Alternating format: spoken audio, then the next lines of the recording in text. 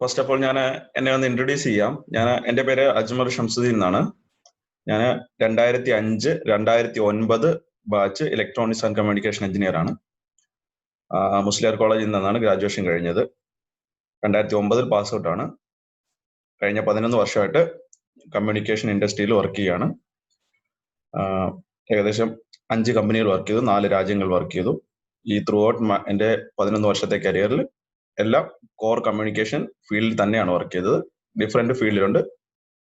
അത് നമ്മൾ ഈ സെക്ഷനിൽ ഉടനീളം നമ്മളത് ഡിസ്കസ് ചെയ്യുന്നതാണ്, ആ ജോബ് പ്രൊഫൈൽസ്. ഇപ്പോൾ ഞാൻ ദുബായ് ഇലക്ട്രിസിറ്റി ആൻഡ് വാട്ടർ അതോറിറ്റിയിലെ സ്മാർട്ട് ഗ്രിഡ് എഞ്ചിനീയർ ആണ്. ഓക്കെ, നിങ്ങൾക്ക് കേൾക്കാൻ പറ്റുന്നുണ്ടോ? ജസ്റ്റ് ഒന്ന് അൺമ്യൂട്ട് ചെയ്തിട്ട് കുറച്ച് പേരൊന്ന് അക്നോളജ് ചെയ്താൽ കൊള്ളായിരുന്നു. ഞാൻ പറയുന്നത് കേൾക്കാൻ പറ്റുന്നുണ്ടെങ്കിൽ 1-2 പേര് പറ്റുന്നുണ്ട് അല്ലേ? കേൾക്കാൻ പറ്റുന്നുണ്ട്. Okay, good. ഓക്കെ, ഞാനപ്പോ സ്റ്റാർട്ട് ചെയ്യാം. നമുക്ക് ബാക്കിയുള്ള കാര്യങ്ങൾ നമുക്ക് നിങ്ങൾക്ക് എന്തെങ്കിലും ചോദിക്കുകയാണെങ്കിൽ ഒന്നെങ്കിൽ അൺമ്യൂട്ട് ചെയ്തിട്ട് അല്ലെങ്കിൽ ഹാൻഡ് റേസ് ചെയ്തിട്ട് ചോദിക്കാം. ഇല്ലെന്നുണ്ടെങ്കിൽ നമുക്ക് ചാറ്റ് ബോക്സ് ഉണ്ട്, ആ ചാറ്റ് ബോക്സിലൂടെ നമുക്ക് സംസാരിക്കാം. ഓക്കെ, സോ ഞാനൊരു പ്രസന്റേഷൻ ഷെയർ ചെയ്യാൻ പോവാണ്. അപ്പൊ നിങ്ങൾക്ക് എല്ലാവർക്കും കാണാൻ പറ്റും. ആ പ്രസന്റേഷൻ ഒരു PPT ആണ് ഷെയർ ചെയ്യാൻ പോകുന്നത്. ഓക്കെ,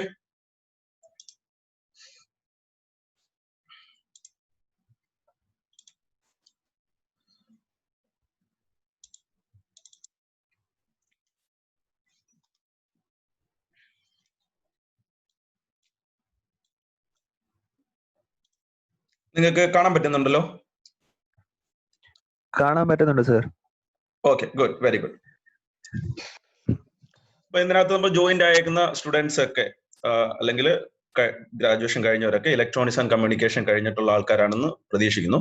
അപ്പൊ ഇലക്ട്രോണിക്സ് ആൻഡ് കമ്മ്യൂണിക്കേഷൻ കഴിഞ്ഞിട്ടുള്ള കുറച്ച് ജോബ് സാധ്യതകളെ പറ്റിയാണ് നമ്മളിപ്പോൾ ഡിസ്കസ് ചെയ്യാൻ പോകുന്നത്. അത് ഗവൺമെന്റ് സെക്ടർ, പ്രൈവറ്റ് സെക്ടർ, അങ്ങനെ രണ്ടായിട്ട് തരംതിരിച്ചിട്ടുണ്ട്. ഗവൺമെന്റ് സെക്ടർ ഞാൻ അധികം സ്ട്രെസ് ചെയ്ത് പറയുന്നില്ല, കാരണം നിങ്ങൾക്കെല്ലാം അറിയാവുന്ന ഫീൽഡുകളാണ്, നിങ്ങൾക്കെല്ലാം ഏകദേശം ഒരു ധാരണ ഉണ്ടാകും. ഇനി ഞാൻ കൂടുതലായിട്ട് ഡിസ്ക്രൈബ് ചെയ്യുന്നത് പ്രൈവറ്റ് സെക്ടറിലെ ജോബുകളെ പറ്റിയിട്ടാണ്. ഓക്കെ, നമുക്ക് ടൈം കുറവായതുകൊണ്ട് പെട്ടെന്ന് നമ്മൾ സെഷനിലേക്ക് തന്നെ പോവുകയാണ്. നിങ്ങൾ ബിടെക് അല്ലെങ്കിൽ BE ഇലക്ട്രോണിക്സ് ആൻഡ് കമ്മ്യൂണിക്കേഷൻ കഴിഞ്ഞു കഴിഞ്ഞാൽ നിങ്ങൾക്കുള്ള അടുത്ത ഒരു സാധ്യത എന്ന് പറയുന്നത് നിങ്ങൾക്ക് പോസ്റ്റ് ഗ്രാജുവേഷൻ ചെയ്യാം. അപ്പൊ നിങ്ങൾ പല ആൾക്കാരും പോസ്റ്റ് ഗ്രാജുവേഷൻ അല്ലെങ്കിൽ MTech അല്ലെങ്കിൽ ME ചെയ്യാൻ ആഗ്രഹിക്കുന്ന ആൾക്കാരാണ്. അപ്പൊ ME എങ്ങനെ ചെയ്യാം അല്ലെങ്കിൽ MTech എങ്ങനെ ചെയ്യാം എന്നുള്ളതാണ് ഞാൻ ഫസ്റ്റ് പറയുന്നത്. വളരെ ഷോർട്ട് ആയിട്ട് നമ്മൾ പെട്ടെന്ന് അങ്ങ് പറഞ്ഞു പോകും, എന്നാൽ വഴി ഇത് ഇൻക്ലൂഡ് ചെയ്യാതിരിക്കാൻ പറ്റില്ല. ഇതൊരു മെയിൻ സബ്ജക്റ്റ് ആണ്. അപ്പോൾ എല്ലാ ആൾക്കാരും ഗ്രാജുവേഷൻ കഴിഞ്ഞാൽ BTech കഴിഞ്ഞ പാടെ നിങ്ങൾക്ക് നിങ്ങളുടെ ഡിഗ്രി മാർക്ക് അല്ലെങ്കിൽ BTechന്റെ മാർക്ക് ഒക്കെ വെച്ചിട്ട് നിങ്ങൾക്ക് കോളേജുകളിൽ MTechന് അഡ്മിഷൻ കിട്ടാവുന്നതാണ്. പക്ഷെ ഞാൻ പ്രിഫർ ചെയ്യുന്ന അല്ലെങ്കിൽ ഞാൻ സജസ്റ്റ് ചെയ്യുന്ന ഏറ്റവും ബെസ്റ്റ് വഴി എന്ന് പറയുന്നത് നിങ്ങൾക്ക് ഗേറ്റ് എക്സാംസ് എഴുതി, graduate aptitude test in engineering എഴുതി, നല്ല ഏതെങ്കിലും യൂണിവേഴ്സിറ്റിയിൽ, നല്ല യൂണിവേഴ്സിറ്റി എന്ന് ഞാൻ പറയുമ്പോൾ നിങ്ങൾ എയിം ചെയ്യേണ്ടത് IITയോ NITയോ പോലുള്ള യൂണിവേഴ്സിറ്റീസ്. ഫസ്റ്റ് നിങ്ങൾ ആ ഒരു എയിം വെച്ചിട്ട് തന്നെ നിങ്ങൾ ഗേറ്റിന് പ്രിപ്പയർ ചെയ്താൽ ഉള്ള അഡ്വാൻറ്റേജസ് എന്തൊക്കെയാണെന്നാണ്. ഗേറ്റ് എന്ന് പറയുന്ന എക്സാം നിങ്ങൾ പല ആൾക്കാരും എഴുതിയിട്ടുള്ള 3rd ഇയർ മുതൽ എഴുതാം, 3rd ഇയർ 4th ഇയർ സ്റ്റുഡൻസിന് എഴുതാം, പ്രീ ഫൈനൽസിനും ഫൈനൽ എഞ്ചിനീയറിംഗ് സ്റ്റുഡൻസിനും എഴുതാവുന്നതാണ്. ഗേറ്റിന് പ്രധാനമായിട്ട് എക്സാംസിന് നിങ്ങൾ ടെസ്റ്റ് ചെയ്യപ്പെടുന്നത് നിങ്ങൾ 4 വർഷം കോളേജിൽ പഠിച്ച സബ്ജക്ട്സ്. അത് എങ്ങനെ പഠിക്കണം എന്ന് പറഞ്ഞാൽ നിങ്ങളിപ്പോൾ എക്സാം പാസ്സാൻ വേണ്ടി പഠിക്കുന്ന പോലെയല്ല, കുറച്ചുകൂടെ തറോ ലെവലായിട്ട് സബ്ജക്ട് ഓറിയന്റഡ് ആയിട്ട് ഓരോ സബ്ജക്റ്റിനെ ബിറ്റ് ബൈ ബിറ്റ് ആയിട്ട് നിങ്ങൾ പഠിച്ചാൽ നിങ്ങൾക്ക് ഗേറ്റ് വളരെ ഈസി ആയിട്ട് ക്ലിയർ ചെയ്യാൻ പറ്റും. അപ്പൊ ഈ 4 വർഷം നിങ്ങൾ പഠിച്ച കാര്യങ്ങൾ തന്നെ ഗേറ്റിൽ ചോദിക്കത്തുള്ളൂ, പിന്നെ കുറച്ച് ജനറൽ നോളജ് കൂടെ വരും. ഗേറ്റ് എഴുതാനുള്ള അഡ്വാൻറ്റേജസ് ആണ് ഞാൻ പെട്ടെന്ന് പറഞ്ഞു പോവാണ്. ഒന്ന്, നിങ്ങൾക്ക് നല്ല യൂണിവേഴ്സിറ്റീസ് IITയിലോ NITയിലോ നിങ്ങൾക്ക് ഒരു അഡ്മിഷൻസ് കിട്ടാം. ഈ ഗേറ്റ് സ്കോർ കൊണ്ട് MTech ചെയ്യുക എന്നുള്ളത് മാത്രമല്ല, ഇപ്പോഴത്തെ സിനാരിയോയില് ഗേറ്റ് സ്കോർ ഏകദേശം 4ഓളം കാര്യങ്ങൾക്ക് നമുക്ക് ഉപയോഗിക്കാം. ഒന്ന്, നിങ്ങൾക്ക് എംടെക് ആൻഡ് PhD ലെവലിലുള്ള എൻട്രിക്ക് ഒരു നിങ്ങളുടെ ഒരു എൻട്രൻസ് പോലെ നിങ്ങൾക്ക് യൂസ് ചെയ്യാം ഗേറ്റ്. രണ്ടാമത്, നിങ്ങൾക്ക് കിട്ടുന്ന ഗേറ്റ് സ്കോർ യൂസ് ചെയ്ത് നമ്മുടെ നാട്ടിലെ പബ്ലിക് സെക്ടർ അണ്ടർടേക്കിംഗ് കമ്പനികളുണ്ട്. പബ്ലിക് സെക്ടർ നിങ്ങൾ കേട്ടിട്ടുണ്ടാവും, ഒരുപാട് കമ്പനികൾ പബ്ലിക് സെക്ടർ അണ്ടർടേക്കിംഗ്. നിങ്ങൾ ഇതിന് ഈ സെക്ഷന് ശേഷം ഗൂഗിൾ ചെയ്താൽ മതി. പബ്ലിക് സെക്ടർ ഏകദേശം 54ഓളം കമ്പനികളുണ്ട്. ഈ 54ഓളം കമ്പനികൾ, പല കമ്പനികളും ഇപ്പോൾ അവരുടെ സ്വന്തം നിലയ്ക്ക് എൻട്രൻസ് എക്സാംസ് ഒന്നും നടത്തി അല്ല കാൻഡിഡേറ്റിനെ സെലക്ട് ചെയ്യുന്നത്. അവരാകെ നോക്കുന്നത് നിങ്ങളുടെ ഗേറ്റ് സ്കോർ മാത്രമാണ്. അപ്പൊ ഗേറ്റ് സ്കോർ വെച്ചിട്ട് നിങ്ങൾക്ക് അകത്തേക്ക് എൻട്രി കിട്ടും. ഇനി അടുത്തൊരു ഓപ്ഷൻ എന്ന് പറഞ്ഞാൽ IES, ഇന്ത്യൻ എഞ്ചിനീയറിംഗ് സർവീസ് എന്ന് പറഞ്ഞാൽ ഒരു എക്സാം നടക്കുന്നുണ്ട്. ആ ഇന്ത്യൻ എഞ്ചിനീയറിംഗ് സർവീസും എഴുതി നിങ്ങൾക്ക് നല്ല ഗവൺമെന്റ് സെക്ടർ ജോബുകളിലേക്ക് പോകാം. അവിടെയും നിങ്ങളുടെ സബ്ജക്ട്, അവിടെ IASന്റെ എക്സാമിന്റെ സബ്ജക്ട് എന്ന് പറയുന്നത് 4 വർഷം നിങ്ങൾ കോളേജിൽ പഠിച്ച കാര്യങ്ങൾ. സോ നിങ്ങൾ ഗേറ്റിന് വേണ്ടി തറവായിട്ട് പ്രിപ്പയർ ചെയ്ത് കഴിഞ്ഞാൽ, first option, you can get a chance to study MTech or PhD in one of the prominent universities in India like NIT, IITs. Okay, so ബാക്കിയുള്ള യൂണിവേഴ്സിറ്റീസ് എല്ലാം മോശമാണെന്നല്ല ഞാൻ പറയുന്നത്. നമ്മൾ എപ്പോഴും എയിം ചെയ്യുമ്പോൾ പ്രൈം സെക്ടറിലേക്ക് അല്ലെങ്കിൽ പ്രൈം ഓപ്ഷനിലേക്ക് എയിം ചെയ്യുക. IIT, NIT, then very good engineering colleges are in India. Okay, ആ നല്ല എഞ്ചിനീയറിംഗ് കോളേജിലേക്ക്, ഈ നല്ല എഞ്ചിനീയറിംഗ് കോളേജിലേക്ക് നിങ്ങൾക്ക് എൻട്രി കിട്ടുവാണെങ്കിൽ, വൺസ് നിങ്ങൾ നിങ്ങളുടെ ഗ്രാജുവേഷൻ കംപ്ലീറ്റ് ചെയ്യുമ്പോൾ തന്നെ നല്ല കോർ കമ്പനികളിൽ നിങ്ങൾക്ക് പ്ലേസ്മെന്റ് കിട്ടും. ഇതാണ് ഒരു ബെസ്റ്റ് എക്സാമ്പിൾ അല്ലെങ്കിൽ ബെസ്റ്റ് കാര്യം എന്ന് പറയുന്നത്. ഈ പ്രോമിനന്റ് ആയിട്ടുള്ള എഞ്ചിനീയറിംഗ് ഇൻസ്റ്റിറ്റ്യൂഷൻസിൽ നമുക്ക് പഠിച്ചു കഴിഞ്ഞാൽ ഉള്ള അഡ്വാൻറ്റേജ്. സോ ഞാൻ ആ കാറ്റഗറിയിൽ പറയുന്നത് IIT and NIT. Then there are other engineering colleges as well. Okay, so first GATE എഴുതി ഞങ്ങൾക്ക് അങ്ങോട്ട് പോകാം. 2, പബ്ലിക് സെക്ടർ അണ്ടർടേക്കിംഗ് കമ്പനിയിൽ ഡയറക്റ്റ് ഗേറ്റ് സ്കോർ വെച്ച് Bhabha atomic research centre, ISRO പോലെയുള്ള പല കമ്പനികളും നിങ്ങളുടെ ഗേറ്റ് സ്കോർ മാത്രം വെച്ചിട്ട്, so if you have a GATE score of this much you can directly walk in for this profile. അങ്ങനെ ആപ്ലിക്കേഷൻസ് വിളിക്കാറുണ്ട്. So there is a second option. Another option is, നിങ്ങൾക്ക് public sector undertaking കമ്പനികളിൽ, public sector undertaking 2, മൂന്നാമതൊന്ന് IES exam നിങ്ങൾക്ക് try ചെയ്യാവുന്നതാണ്. 4ാമത്തെ option എന്ന് പറയുന്നത്, നിങ്ങൾക്ക് ഗവേഷണം, ടീച്ചിങ് പോലുള്ള മേഖലകളിൽ വർക്ക് ചെയ്യാൻ താല്പര്യമുണ്ടെങ്കിൽ ഈ MTech ആൻഡ് PhD നിങ്ങൾക്ക് ഉപകാരപ്പെടും. അപ്പോൾ നിങ്ങൾ ശ്രദ്ധിക്കേണ്ട ഒരു കാര്യം എന്ന് പറഞ്ഞാൽ, ഞാൻ ഫസ്റ്റ് സ്റ്റുഡൻസിന് റെഫർ ചെയ്ത് കൊടുക്കുന്ന ഫസ്റ്റ് സെക്ഷൻ എന്ന് പറയുന്നത്, നിങ്ങൾക്ക് കുറച്ചെങ്കിലും താല്പര്യമുണ്ടെങ്കിൽ അല്ലെങ്കിൽ ഗേറ്റിന് പ്രിപ്പയർ ചെയ്യുക. ആഫ്റ്റർ നിങ്ങൾ 2020 ബാച്ചുകാരാണ് ഇതിനകത്തുള്ളതെന്ന് പ്രതീക്ഷിക്കുന്നത്. 2020 നിങ്ങൾ ഗ്രാജുവേഷൻ കഴിഞ്ഞ് ഇറങ്ങുന്നു. 2 വർഷം നിങ്ങൾ ഗേറ്റിനായിട്ട് തറവായിട്ട് പ്രാക്ടീസ് ചെയ്താൽ, അപ്പൊ പ്രാക്ടീസ് ചെയ്യുന്നത് എങ്ങനെയാണെന്നുള്ള കാര്യം എല്ലാവർക്കും അണ്ടർസ്റ്റുഡ് ആണ്. നിങ്ങൾക്ക് ഗൂഗിളിലൊക്കെ സെർച്ച് ചെയ്യുക, ഒരുപാട് ലിങ്കുകൾ, ഒരുപാട് ഗേറ്റ് ഫോറംസ് ഒക്കെ ഉണ്ട്. അവരിൽ നിങ്ങൾക്ക് നല്ല അഡ്വൈസ് കിട്ടും. നല്ല ഒരു ഗേറ്റ് കോച്ചിങ്ങിന് നിങ്ങൾ പോയി കഴിഞ്ഞാൽ 2 വർഷം നിങ്ങൾ സ്പെൻഡ് ചെയ്യൂ. നിങ്ങൾ വേറെ ഒന്നിനെ പറ്റി ചിന്തിക്കേണ്ട. ഡെഫിനറ്റ്ലി നിങ്ങൾക്ക് നല്ല അവസരങ്ങൾ ഉണ്ടാകും. ഓക്കെ, സോ ഒന്നിനെ പറ്റി വറി ആകണ്ട. ഇതൊരു ഫസ്റ്റ് ഓപ്ഷൻ, പ്രൈം ഓപ്ഷൻ ആയിട്ട് ഞാൻ സെറ്റ് ചെയ്യുന്നത് ഗേറ്റ് പഠിക്കുക. അടുത്ത നിലയിലേക്ക് പോവുക. ഇനി അടുത്ത ഒരു സെക്ഷൻ, ഇനി നിങ്ങൾക്ക് ഗേറ്റ് എഴുതാൻ സാധ്യതയല്ല, അല്ലെങ്കിൽ ഇതൊക്കെ UPSCയുടെ ഒരു അണ്ടറിൽ വരുന്ന, നമ്മുടെ യൂണിയൻ പബ്ലിക് സർവീസ് കമ്മീഷന്റെ ഒരു അണ്ടറിൽ വരുന്ന കാര്യങ്ങളാണ് പറയുന്നത്. ഇനി നമ്മുടെ നാട്ടില്, കേരളത്തില് PSC നടത്തുന്ന എക്സാംസ് ഉണ്ട്. ഇപ്പൊ KSCB, വാട്ടർ അതോറിറ്റി, അതേപോലെ തന്നെ കുറെ എക്സാംസ്, കുറെ എഞ്ചിനീയറിംഗ് സെക്ടറിലുള്ള എക്സാംസ്. ഈ എക്സാംസിന്റെ ഒക്കെ സിലബസ്, പബ്ലിക് PSC നടത്തുന്ന എഞ്ചിനീയറിംഗ് എക്സാമിന്റെ ഒക്കെ സിലബസ് എന്ന് പറയുന്നത്, ഓക്കെ, താങ്ക് യു. ഓക്കെ, ഈ എഞ്ചിനീയറിംഗ് ബേസിലുള്ള എക്സാംസിന്റെ ഒക്കെ സിലബസ് എന്ന് പറയുന്നത് നിങ്ങൾ 4 വർഷം പഠിച്ച കാര്യങ്ങളാണ്. ഓക്കെ, അപ്പൊ ഈ 4 വർഷം നിങ്ങൾ പഠിച്ച കാര്യങ്ങൾ തന്നെയാണ് നിങ്ങൾ ഗേറ്റിന്റെ എക്സാമിന് വേണ്ടി പ്രിപ്പയർ ചെയ്യാൻ വേണ്ടി പഠിക്കുന്നത്. അപ്പൊ ഈ കാര്യങ്ങൾ തന്നെ നിങ്ങൾക്ക് ഇവിടെ ഉപയോഗിക്കാം. അപ്പൊ ഇത്രയും അഡ്വാൻറ്റേജ്. അപ്പൊ നിങ്ങൾ ഒരു 2 വർഷം ഗേറ്റിനായിട്ട് നിങ്ങൾ സ്പെൻഡ് ചെയ്താൽ that will be beneficial for your next 30 or 40 years. So this is A best option, you can try. ഇപ്പൊ ചോദിക്കുകയാണ്, അപ്പൊ എനിക്ക് ഇനി പഠിക്കാനൊന്നും താല്പര്യമില്ല, എനിക്ക് കുറച്ച് വർക്ക് ചെയ്യാനാണ്, എനിക്ക് പ്രൈവറ്റ് മേഖലയിലോ അല്ലെങ്കിൽ അബ്രോഡ് പോയി വർക്ക് ചെയ്യാനൊക്കെയാണ് താല്പര്യം. അങ്ങനെ ഉണ്ടെങ്കിൽ അങ്ങനെയുള്ള ഇൻഡസ്ട്രീസിലേക്ക് നമുക്ക് പോകാം. പല കുട്ടികളും, നമ്മുടെ നാട്ടിലുള്ള പല കുട്ടികളും പറയുന്നത് ഇലക്ട്രോണിക്സ് ആൻഡ് കമ്മ്യൂണിക്കേഷൻ ഒരു വേസ്റ്റ് ബ്രാഞ്ച് ആണ്. ഈ ബ്രാഞ്ച് കഴിഞ്ഞാൽ ഞങ്ങൾക്ക് കോർ ആയിട്ടുള്ള ഫീൽഡിൽ ജോലി കിട്ടുന്നില്ല, ഞങ്ങൾക്ക് അവസരങ്ങൾ കണ്ടുപിടിക്കാൻ പറ്റുന്നില്ല. അവർക്ക് ഉള്ള ബെസ്റ്റ് മറുപടിയും ബെസ്റ്റ് എക്സാമ്പിളുമാണ് ഞാൻ ഈ കാണിച്ചേക്കുന്നത്. ഏകദേശം 13ഓളം ഇൻഡസ്ട്രീസ് ഞാനിവിടെ മാർക്ക് ചെയ്തിട്ടുണ്ട്. ഇതിൽ മാർക്ക് ചെയ്യപ്പെടാത്ത ഇൻഡസ്ട്രീസ് വേറെ ഉണ്ട്. ഇത്രയും ഇൻഡസ്ട്രീസിന്റെ കോർ ആയിട്ടുള്ള ഹാർട്ട് ആയിട്ടുള്ള പാർട്ട് എന്ന് പറയുന്നത് കമ്മ്യൂണിക്കേഷൻ ആണ്. അപ്പൊ ഞാൻ കൂടുതലായിട്ടും കമ്മ്യൂണിക്കേഷൻ സ്ട്രെസ് ചെയ്ത് പറയുന്നത്, ഞാൻ ആ ഒരു മേഖലയിൽ ഇത്ര നാളായിട്ട് വർക്ക് ചെയ്തതുകൊണ്ടും അത്ര ആൾക്കാരെ കണ്ടിട്ടുള്ളത് കൊണ്ടും മാത്രമാണ് കമ്മ്യൂണിക്കേഷൻ സ്ട്രെസ് ചെയ്ത് പറയുന്നത്. അല്ലാതെ തന്നെ കുറെ മേഖലകളും ഉണ്ട്. പിന്നെ നമ്മളിപ്പോ കമ്മ്യൂണിക്കേഷൻ ഒന്ന് ലിസ്റ്റ് ഡൗൺ ചെയ്തു പോകാം. ഇപ്പൊ ഇത്രയും കമ്പനികൾ കണ്ടു. ഇനി എന്തൊക്കെയാണ് ഇതിനകത്ത് സാധ്യതകൾ എന്ന് നമുക്ക് 1 by 1 ആയിട്ട് പോയി നോക്കാം. ടെലികോം കമ്പനികൾ. ഇപ്പൊ ടെലികോം കമ്പനികളെ പറ്റി നിങ്ങൾക്ക് ഒരു എക്സ്പ്ലനേഷന്റെ ആവശ്യമില്ല. നമ്മുടെ നാട്ടിൽ തന്നെ മെയിൻ ആയിട്ടുള്ള ടെലികോം കമ്പനികൾ ഒരുപാടുണ്ട്. ഓക്കെ, ഈ ഒരുപാടുള്ള ടെലികോം കമ്പനികൾ ഇപ്പൊ BSNL ഉണ്ട്, ജിയോ ഉണ്ട്, എയർടെൽ, ഐഡിയ, യൂണിനോർ, എയർസെൽ, അങ്ങനെ കണ്ടമാനം ഓപ്പറേറ്റേഴ്സ് ഉള്ള ഒരു നാടാണ് നമ്മുടെ ഇന്ത്യ എന്ന് പറയുന്നത്.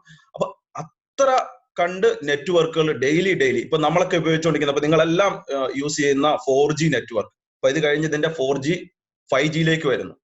അപ്പൊ ഓരോ അപ്ഗ്രഡേഷനും ഓരോ നെറ്റ്വർക്കും മാറുന്നതിനനുസരിച്ച് അത്രമാത്രം ചേഞ്ചുകൾ നമ്മളുടെ ടെലികോം ഇൻഡസ്ട്രിയിൽ വരികയാണ്. ഓരോ ചേഞ്ച് വരുന്നതിനനുസരിച്ച് ഈ ചേഞ്ചുകളൊക്കെ ഇംപ്ലിമെന്റ് ചെയ്യണം. അപ്പൊ ഈ ഇംപ്ലിമെന്റ് ചെയ്യണമെങ്കിൽ അവിടെ ഒക്കെ എഞ്ചിനീയേഴ്സിന്റെ ആവശ്യമുണ്ട്. അപ്പം മെയിൻ ആയിട്ടുള്ളൊരു മേഖലയാണ് ഞാൻ പറയുന്നത് ടെലികോം.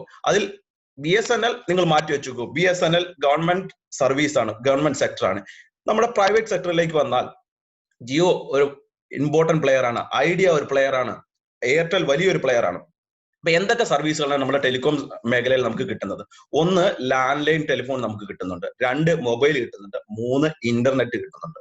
അപ്പൊ ഈ 3 മേഖല തന്നെ നിങ്ങൾ എടുത്തു നോക്കൂ. ആരൊക്കെയാണ് നമുക്ക് മൊബൈൽ സർവീസ് പ്രൊവൈഡ് ചെയ്യുന്നത്? എയർടെൽ, ജിയോ, ഐഡിയ തുടങ്ങിയ ഇത്രയും കമ്പനികൾ നമുക്ക്, സോറി ജസ്റ്റ് എ സെക്കൻഡ്, ഇതിന്റെ ആരോ ചാറ്റ് ചെയ്യുന്നുണ്ട്. നിങ്ങൾക്ക് ചാറ്റിന് റിപ്ലൈ കിട്ടുന്നില്ലെങ്കിൽ നിങ്ങൾക്ക് അൺമ്യൂട്ട് ചെയ്തിട്ട് ഒന്ന് സംസാരിക്കാവുന്നതാണ്, നോട്ട് ആൻ ഇഷ്യൂ. ഓക്കെ. അപ്പോ ലാൻഡ് ലൈൻ കൊടുക്കുന്നത് കമ്പനികളുണ്ട്, ഇന്റർനെറ്റ് കൊടുക്കുന്ന കമ്പനിയുണ്ട്, മൊബൈൽ കൊടുക്കുന്ന കമ്പനിയുണ്ട്. അപ്പൊ ഓരോ സർവീസ് കൊടുക്കുന്നിടത്തും ഓരോ ഇംപ്ലിമെന്റേഷൻ വരുന്ന സമയത്തും അവിടെ എഞ്ചിനീയേഴ്സ് വേണം. ഇതൊക്കെ ഇംപ്ലിമെന്റ് ചെയ്യാനുള്ള എഞ്ചിനീയേഴ്സിന്റെ ആവശ്യമുണ്ട്. ഈ ഇംപ്ലിമെന്റ് ചെയ്യാൻ പോകുമ്പോൾ അതേപോലെ തന്നെ അതിന്റെ മെയിൻ്റനൻസ്, വൺസ് നമ്മുടെ നെറ്റ്വർക്ക് ഇംപ്ലിമെന്റ് ചെയ്ത് കഴിഞ്ഞാൽ അതിന്റെ റുട്ടീൻ ഓപ്പറേഷൻ ആൻഡ് മെയിൻ്റനൻസ് നടത്തണം. ഇതിനു വേണ്ടി എഞ്ചിനീയേഴ്സിന്റെ ആവശ്യമുണ്ട്. പറഞ്ഞ മനസ്സിലായല്ലോ? അപ്പൊ ഇത്രയും കമ്പനികൾ, ഞാൻ ഈ പറഞ്ഞ ഇത്രയും കമ്പനികൾ. അപ്പൊ ഇനി ഉള്ള ചോദ്യം, എങ്ങനെയാണ് ഞങ്ങൾ ഈ കമ്പനികളിലേക്ക് എത്തുക? ഇന്റർവ്യൂവിന് പോകുന്നത് എങ്ങനെയാണ്? നിങ്ങൾ ഒരിടത്തും electronics and communication engineer opening in Jio എന്ന് കാണത്തില്ല. അവിടെയൊക്കെ ജോബുകൾ വളരെ സ്പെസിഫിക് ആയിരിക്കും. നിങ്ങൾ കാണാതെ പോകുന്ന ഉള്ള ഒരു മെയിൻ പ്രശ്നം എന്ന് പറയുന്നത് അവിടെയൊക്കെ ജോബുകൾ സ്പെസിഫിക് ആയിരിക്കും. ഒരു എക്സാമ്പിൾ പറഞ്ഞു കഴിഞ്ഞാൽ, നിങ്ങൾ ഒരിക്കലും കമ്മ്യൂണിക്കേഷൻ എഞ്ചിനീയർ എന്നുള്ള പോസ്റ്റ് ജിയോയിൽ കാണത്തില്ല. പക്ഷേ നിങ്ങൾ കാണും ഫൈബർ ഒപ്റ്റിക് എഞ്ചിനീയർ എന്ന് പറയുന്ന പോസ്റ്റ് നിങ്ങൾ ജിയോയിൽ കാണും. OSP എഞ്ചിനീയർ എന്ന് പറയുന്ന പോസ്റ്റ് നിങ്ങൾ ജിയോയിൽ കാണും. നെറ്റ്വർക്ക് എഞ്ചിനീയർ എന്ന് പറയുന്ന പോസ്റ്റ് നിങ്ങൾ ജിയോയിൽ അവരുടെ ഓപ്പണിംഗ് ബോക്സിൽ കാണും. അപ്പൊ ഫൈബർ ഒപ്റ്റിക് എഞ്ചിനീയർ എന്താണ്? ഫൈബർ ഒപ്റ്റിക് എഞ്ചിനീയർ നിങ്ങൾ കോളേജിൽ 4ാമത്തെ വർഷം, എനിക്ക് ഒന്ന് 8ാമത്തെ സെമസ്റ്ററിലാണോ 7ാമത്തെ സെമസ്റ്ററിലാണോ അഡ്വാൻസ്ഡ് ഫൈബർ ഒപ്റ്റിക് കമ്മ്യൂണിക്കേഷൻ എന്ന് പറയുന്ന ഒരു സെക്ഷൻ പഠിക്കുന്നുണ്ട്. അതിനകത്ത് fibre installation, testing, termination, amplification, ഇങ്ങനെയുള്ള കുറെ കാര്യങ്ങൾ നിങ്ങൾ പഠിക്കുന്നുണ്ട്. അപ്പൊ ഈ കാര്യങ്ങളൊക്കെയാണ് ആ ജോബിന്, ഫൈബർ ഒപ്റ്റിക് എഞ്ചിനീയർ എന്നുള്ള ജോബിന് വേണ്ടത്. അപ്പൊ അവിടെ ചെല്ലുമ്പോൾ നിങ്ങളോട് ചോദിക്കുന്നത്, what is the main principle behind fibre optic communication? എങ്ങനെയാണ് 2 ഫൈബറുകളെ നിങ്ങൾ ജോയിൻ ചെയ്യുന്നത്? ഫൈബർ ആംപ്ലിഫയർ, എന്തൊക്കെ ടൈപ്പ് ഫൈബർ ആംപ്ലിഫയർ ആണ് നമ്മൾ ഉപയോഗിക്കുന്നത്? ഒരു ഫൈബറിന്റെ പ്രത്യേകത എന്താണ്? എത്ര ബാൻഡ്വിഡ്ത്ത് ഡേറ്റ ആ ഫൈബറിൽ കൂടെ കടത്തിവിടാൻ പറ്റും? ഇങ്ങനെയുള്ള കാര്യങ്ങളായിരിക്കും നിങ്ങളെ അവിടെ ക്വസ്റ്റ്യൻ ചെയ്യപ്പെടുന്നത്.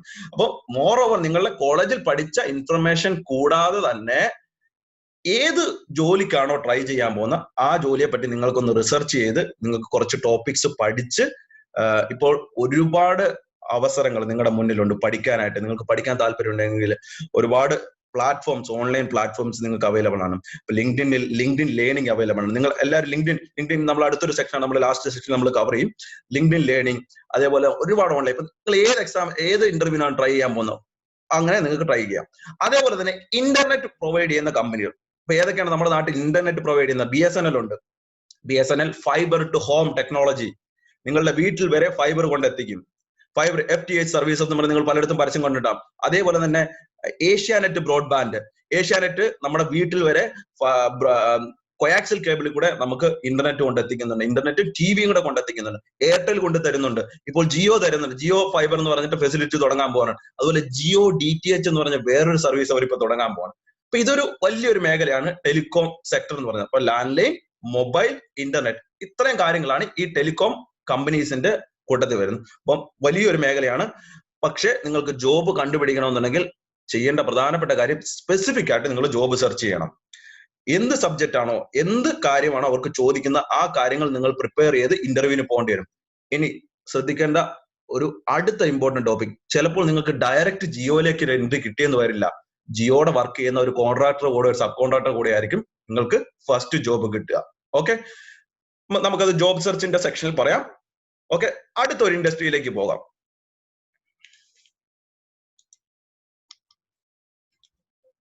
Oil and gas. ഇപ്പൊ നിങ്ങൾ പല ആൾക്കാരും കേട്ടിട്ടുണ്ടാവും ഓയിൽ ആൻഡ് ഗ്യാസ്. നമ്മുടെ നാട്ടിൽ അത്ര കോമൺ അല്ല, പക്ഷെ ഗൾഫ് കൺട്രീസിലും വേറുള്ള വിദേശ രാജ്യങ്ങളിലൊക്കെ വളരെ കോമൺ ആയിട്ടുള്ള ഇൻഡസ്ട്രിയാണ്. നമ്മുടെ നാട്ടിൽ ഇല്ലെന്നല്ല, നമ്മുടെ നാട്ടിൽ ബോംബെയിലും പൂന, അതുപോലെ രാജസ്ഥാൻ തുടങ്ങിയ സ്ഥലങ്ങളിലൊക്കെ ഒരുപാട് റിഫൈനറികൾ, റിലയൻസിന്റെയും അദാനി ഗ്രൂപ്പിന്റെ ഒക്കെ ഒരുപാട് റിഫൈനറികളും ഓയിൽ വെല്ലുകളും റിഗുകളും ഒക്കെ പ്രവർത്തിക്കുന്നുണ്ട്. ഇനി എങ്ങനെയാണ് ഇത് വർക്ക് ചെയ്യുന്നത്, എങ്ങനെയാണ് ഈ ഓയിൽ ആൻഡ് ഗ്യാസിന്റെ ഒരു ഇൻഡസ്ട്രിയുടെ ഒരു സ്ട്രക്ചർ ഞാൻ ജസ്റ്റ് പെട്ടെന്ന് പറഞ്ഞുതരാം. ഒരു റിമോട്ട് ഏരിയയിൽ നിന്ന് ഓയിൽ വെല്ല് അല്ലെങ്കിൽ എണ്ണക്കിണറുകളിൽ നിന്ന് വരുന്ന അല്ലെങ്കിൽ ഗ്യാസ് കിണറുകളിൽ നിന്ന് വരുന്ന ഗ്യാസ് അല്ലെങ്കിൽ ഓയില് നമ്മുടെ റിഫൈനറികളിൽ കൊണ്ടെത്തിച്ച് ശുദ്ധീകരിച്ച് വിൽക്കുകയാണ് ചെയ്യുന്നത്. ഇപ്പൊ സപ്പോസ് നമ്മുടെ എണ്ണക്കിണറുകളിൽ നിന്ന് എണ്ണ എടുക്കുന്നു, ആ എണ്ണ പൈപ്പ് ലൈനുകളിൽ കൂടെ നമ്മുടെ റിഫൈനറികളിൽ എത്തുന്നു, ഈ റിഫൈനറികളിൽ നിന്ന് ശുദ്ധീകരിച്ച് വിൽക്കുന്നു. ഇതിന്റെ ഇടയ്ക്ക് നമുക്കിത് അൺകൺട്രോൾഡ് ആയിട്ട് വിടാനും പറ്റത്തില്ല. ഇതൊരു ഇൻഡസ്ട്രിയാണ്. എല്ലാ ഇൻഡസ്ട്രിയെയും കൺട്രോൾഡ് ആയിട്ട് നമുക്ക് സൂക്ഷിക്കണം.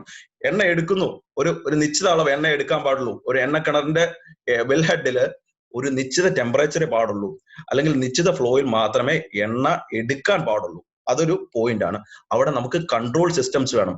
ഈ കൺട്രോൾ സിസ്റ്റംസ് അതേപോലെ തന്നെ റിമോട്ട് ഏരിയയിൽ ഇരിക്കുന്ന നമ്മുടെ ഓയിൽ വെൽ ഹെഡിനെ നമ്മുടെ റിഫൈനറിയിൽ ഇരുന്നുകൊണ്ട് കൺട്രോൾ ചെയ്യാൻ പറ്റണം. അവിടെ കൺട്രോൾ കമ്മ്യൂണിക്കേഷൻ എസ്റ്റാബ്ലിഷ് ചെയ്യണം. രണ്ട് സ്ഥലങ്ങൾ. ഇപ്പൊ ലെറ്റ്സ് സപ്പോസ് മഹാരാഷ്ട്രയിലെ ബോംബെയിലെ ഒരു സിറ്റിക്കകത്തായിരിക്കും നമ്മുടെ കൺട്രോൾ, അല്ലെങ്കിൽ നമ്മുടെ ഹിന്ദുസ്ഥാൻ പെട്രോളിയത്തിന്റെ അല്ലെങ്കിൽ BPCLന്റെ അല്ലെങ്കിൽ സെയിലിന്റെ കൺട്രോൾ റൂം ഇരിക്കുന്നത്. അവരുടെ വെല്ലെന്ന് പറയുന്നത് അല്ലെങ്കിൽ എണ്ണക്കിണർ എന്ന് പറഞ്ഞാൽ കടലിന്റെ കുറച്ച് ഒരു 10 കിലോമീറ്റർ ഉള്ളിലോട്ട് പോയിട്ട് കടലിലായിരിക്കും എണ്ണക്കിണർ ഇരിക്കുന്നത്. അപ്പൊ ആ എണ്ണക്കിണർ അവിടെ നടക്കുന്ന എല്ലാ പ്രവർത്തനങ്ങളെയും നമുക്ക് കൺട്രോൾ ചെയ്യാൻ പറ്റണം. അപ്പൊ കൺട്രോൾ ചെയ്യാൻ പറ്റണമെങ്കിൽ അവിടെ കൺട്രോൾ സിസ്റ്റംസ് ഉണ്ട്. ഇതിനെ കൺട്രോൾ ചെയ്യുന്ന ഇൻസ്ട്രുമെന്റേഷൻസ്, ഇതിന്റെ ഇൻ ബിറ്റ്വീൻ നമ്മളുടെ വെൽഹെഡിന്റെയും നമ്മുടെ റിഫൈനറിക്ക് ഇൻ ബിറ്റ്വീൻ കൺട്രോൾ സിഗ്നൽസ്. ഇപ്പൊ ഈ കൺട്രോൾ സിസ്റ്റംസ് നമ്മുടെ കമ്മ്യൂണിക്കേഷൻ ചാനൽ കൂടെയാണ് പോകുന്നത്. നമ്മൾ communication channel either microwave link ഉപയോഗിക്കും, ഇല്ലെന്നുണ്ടെങ്കിൽ ഫൈബർ ലിങ്ക് ഉപയോഗിക്കും, കോപ്പർ ലിങ്ക് ഉപയോഗിക്കും, അങ്ങനെ ഒരുപാട് കമ്മ്യൂണിക്കേഷൻ. അപ്പൊ ഞാൻ പറഞ്ഞു വന്ന ടോപ്പിക്കിന്റെ മെയിൻ കോറായിട്ടുള്ള ഭാഗം എന്ന് പറയുന്നത് communication is the heart of this industry. Let suppose നിങ്ങൾ ഈ ഒന്ന് ഊഹിച്ചു നോക്കൂ, നമ്മുടെ കൺട്രോൾ റൂമിനും വെൽഹെഡിനും ഇടയ്ക്കുള്ള കമ്മ്യൂണിക്കേഷൻ ലോസ്റ്റ് ആയി പോവുകയാണെന്ന് കൂട്ടിക്കോളൂ. എന്താണ് സംഭവിക്കുക? അൺകൺട്രോൾഡ് ആയിട്ട് ചിലപ്പോൾ ഓയില് ചിലപ്പോൾ പുറത്തേക്ക് വരും. അതല്ല, ഇനി പൈപ്പ് ലൈനിൽ ഓയിൽ വെൽഹെഡിൽ നിന്ന് എടുത്ത എണ്ണ അല്ലെങ്കിൽ ഗ്യാസ് പൈപ്പ് ലൈനിൽ കൂടെ നമ്മുടെ റിഫൈനറിലേക്ക് എത്തുന്നു. 50 കിലോമീറ്റർ ആണ് റിഫൈനറിയുടെ ദൂരം. ഈ 50 കിലോമീറ്റർ ഭാഗത്ത് നമുക്ക് അൺകൺട്രോൾഡ് ആയിട്ട് വിടാൻ പറ്റത്തില്ല. ഓരോ പോയിന്റിലും നമുക്ക് ചിലപ്പോൾ ചെക്ക് പോയിന്റുകൾ വെച്ചേണ്ടി വരും. ചെക്ക് പോയിന്റ് എന്ന് പറഞ്ഞാൽ ഇതിന്റെ പ്രഷർ, ടെമ്പറേച്ചർ, മോണിറ്ററിംഗ് സെഷൻ, ഇതിനെല്ലാം നമുക്ക് കൺട്രോൾ ചെയ്യേണ്ടത് നമ്മുടെ കൺട്രോൾ റൂമിൽ ഇരുന്ന് കൺട്രോൾ ചെയ്യേണ്ടി വരും. അപ്പൊ ഇവിടെ എല്ലാം ഇതിന്റെ എല്ലാം കാതലായിട്ടുള്ള ഒരു വശം എന്ന് പറയുന്നത് നമുക്ക് കമ്മ്യൂണിക്കേഷൻ ഇമ്പോർട്ടന്റ് ആണ്. കമ്മ്യൂണിക്കേഷൻ ഇല്ലാതെ ഒരു നെറ്റ്വർക്കും വർക്ക് ചെയ്യുകയില്ല.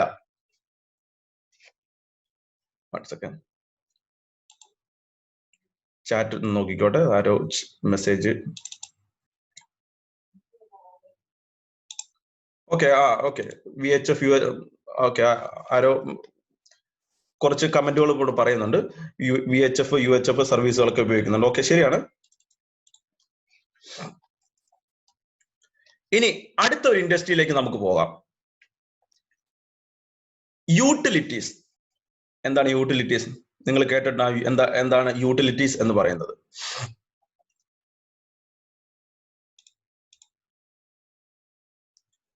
യൂട്ടിലിറ്റീസ് എന്ന് പറയുന്നത് നമ്മുടെ ദൈനംദിന ജീവിതത്തിന് ഉപയോഗിക്കുന്ന